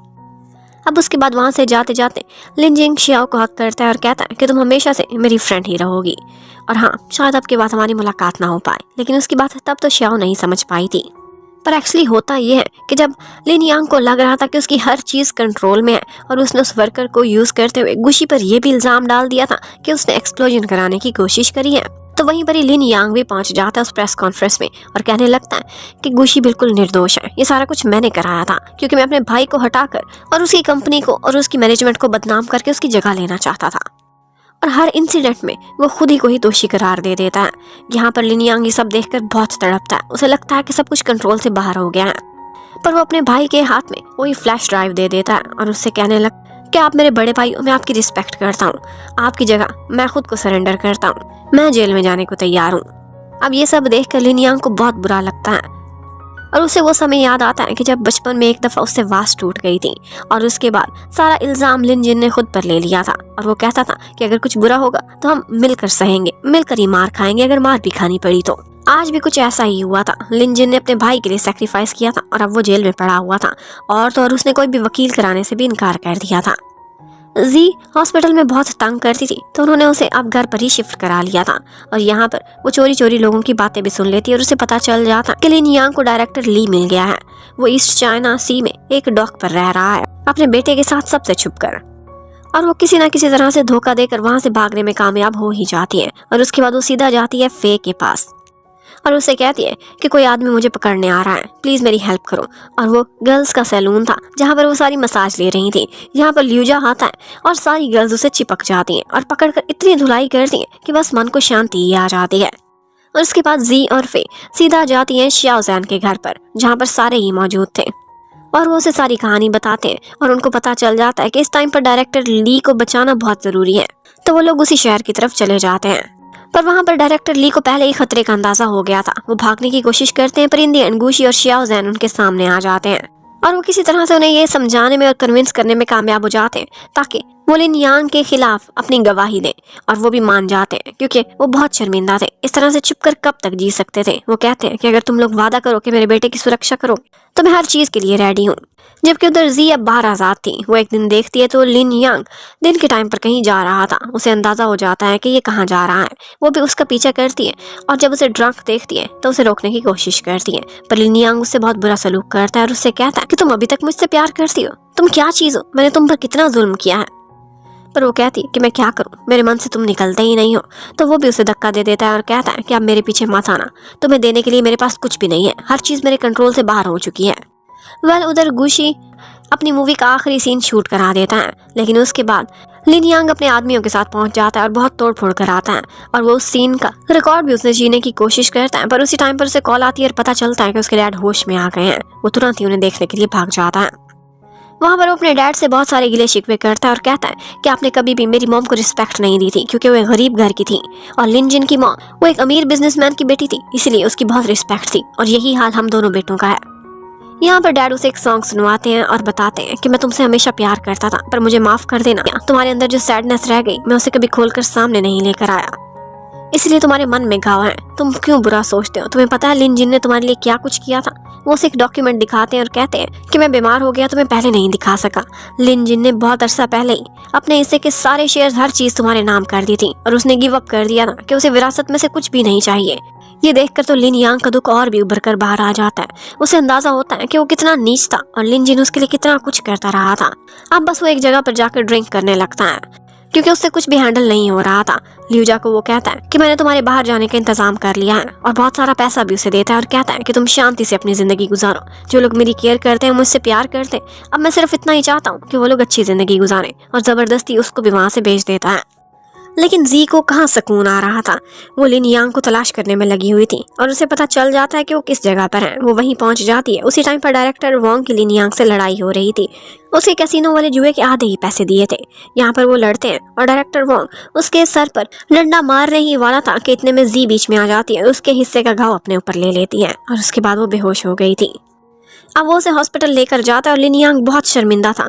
जो लोग उससे प्यार करते थे उन सारों ने उसकी खातिर बहुत दर्द सहा था। वो अब ऐसा और कुछ भी नहीं चाहता था। उसे जैसे ही पता चलता है कि जी अब सेफ्टी में है और उसे कोई खतरा नहीं, तो वो जाता है प्रेस कॉन्फ्रेंस करता है कि उसने किस किस तरह की चालें चली थी और वो कितना बुरा इंसान है। वो लीगली हर चीज को फेस करने के लिए तैयार था। जबकि उधर गोशी की मूवी रिलीज भी हो जाती है और वो बहुत बड़ी हिट थी, और लिन जिन उसे भी अब जेल से बाहर निकाल लिया गया था क्योंकि ऑफ कोर्स असली क्रिमिनल तो सामने आ चुका था।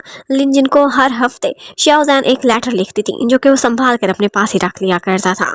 बाहर निकलने के बाद लिन जिन सबसे पहले अपने भाई से मिलता है और उसका भाई बहुत शर्मिंदा था और वो कहता है कि जी से कहो कि मुझे भूल जाए और आगे बढ़ जाए, अपनी लाइफ अच्छे से जिए, और डैड से भी वो माफी मांगने को कहता है।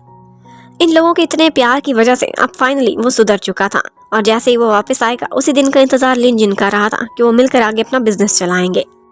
उधर श्याओ और गुशी की लाइफ बहुत मस्त जा रही थी और लिन जिन जैसे ही बाहर आया था गुशी को दोबारा से इनसिक्योर फील हो रहा था। वो सोचता है कि तुरंत ही अपनी गर्लफ्रेंड को प्रपोज किया जाए। बहुत अच्छा सा लग्जरी सा एक प्लान बनाता है, लेकिन श्याओ को अंदाजा हो चुका था कि इसके बदले क्या करने वाला है। वो उससे कहने लगती है कि सब कुछ इतना प्रिडिक्टेबल है और इस तरह का प्रपोजल मैं यस नहीं करने वाली, शायद तुम मेरे मिजाज को नहीं जानते, इसलिए कोशिश करते रहो। जबकि उधर डायरेक्टर लियांग उनको भी अवार्ड मिलने के लिए नॉमिनेट हो चुका था और इसके साथ ही वो बहुत दूर किसी गांव में शांति से रहना चाहती थी। लेकिन यहाँ पर मिस्टर लिन आ जाते हैं और जबरदस्ती से अपने साथ ले जाते हैं। और कहते हैं कि तुम्हारे बिना मेरा मन ही नहीं लगता, जहाँ तुम जाओगी मैं भी वहीं रहूंगा। और ये देखकर गुशी और शियाओजान को लगता है कि जैसे उसकी मम्मी को एक नया पार्टनर मिल चुका है और मिस्टर लिन बहुत केयरिंग हो रहे थे। अब एक अवार्ड सेरेमनी होती है और गुशी को इस साल बेस्ट एक्टर का अवार्ड मिलता है, लेकिन वो ये अवार्ड रिसीव करते हुए अपनी गर्लफ्रेंड को अपने साथ लेता है और फिर कहने लगता है कि मैं ये इंडस्ट्री छोड़ना चाहता हूँ, क्योंकि मैं समझ चुका हूँ कि शियाओ को बिल्कुल एक नॉर्मल सी लाइफ चाहिए, एक ऑर्डिनरी पर्सन वाली। अब ये सारा कुछ कहने के बाद वो उसे प्रपोज करता है और अब की बार वो कहाँ इनकार कर सकती थी, वो उसे यस बोल देती है। और बस इसी के साथ ही इस कहानी की हैप्पी एंडिंग हो जाती है। Thank you for watching, bye bye.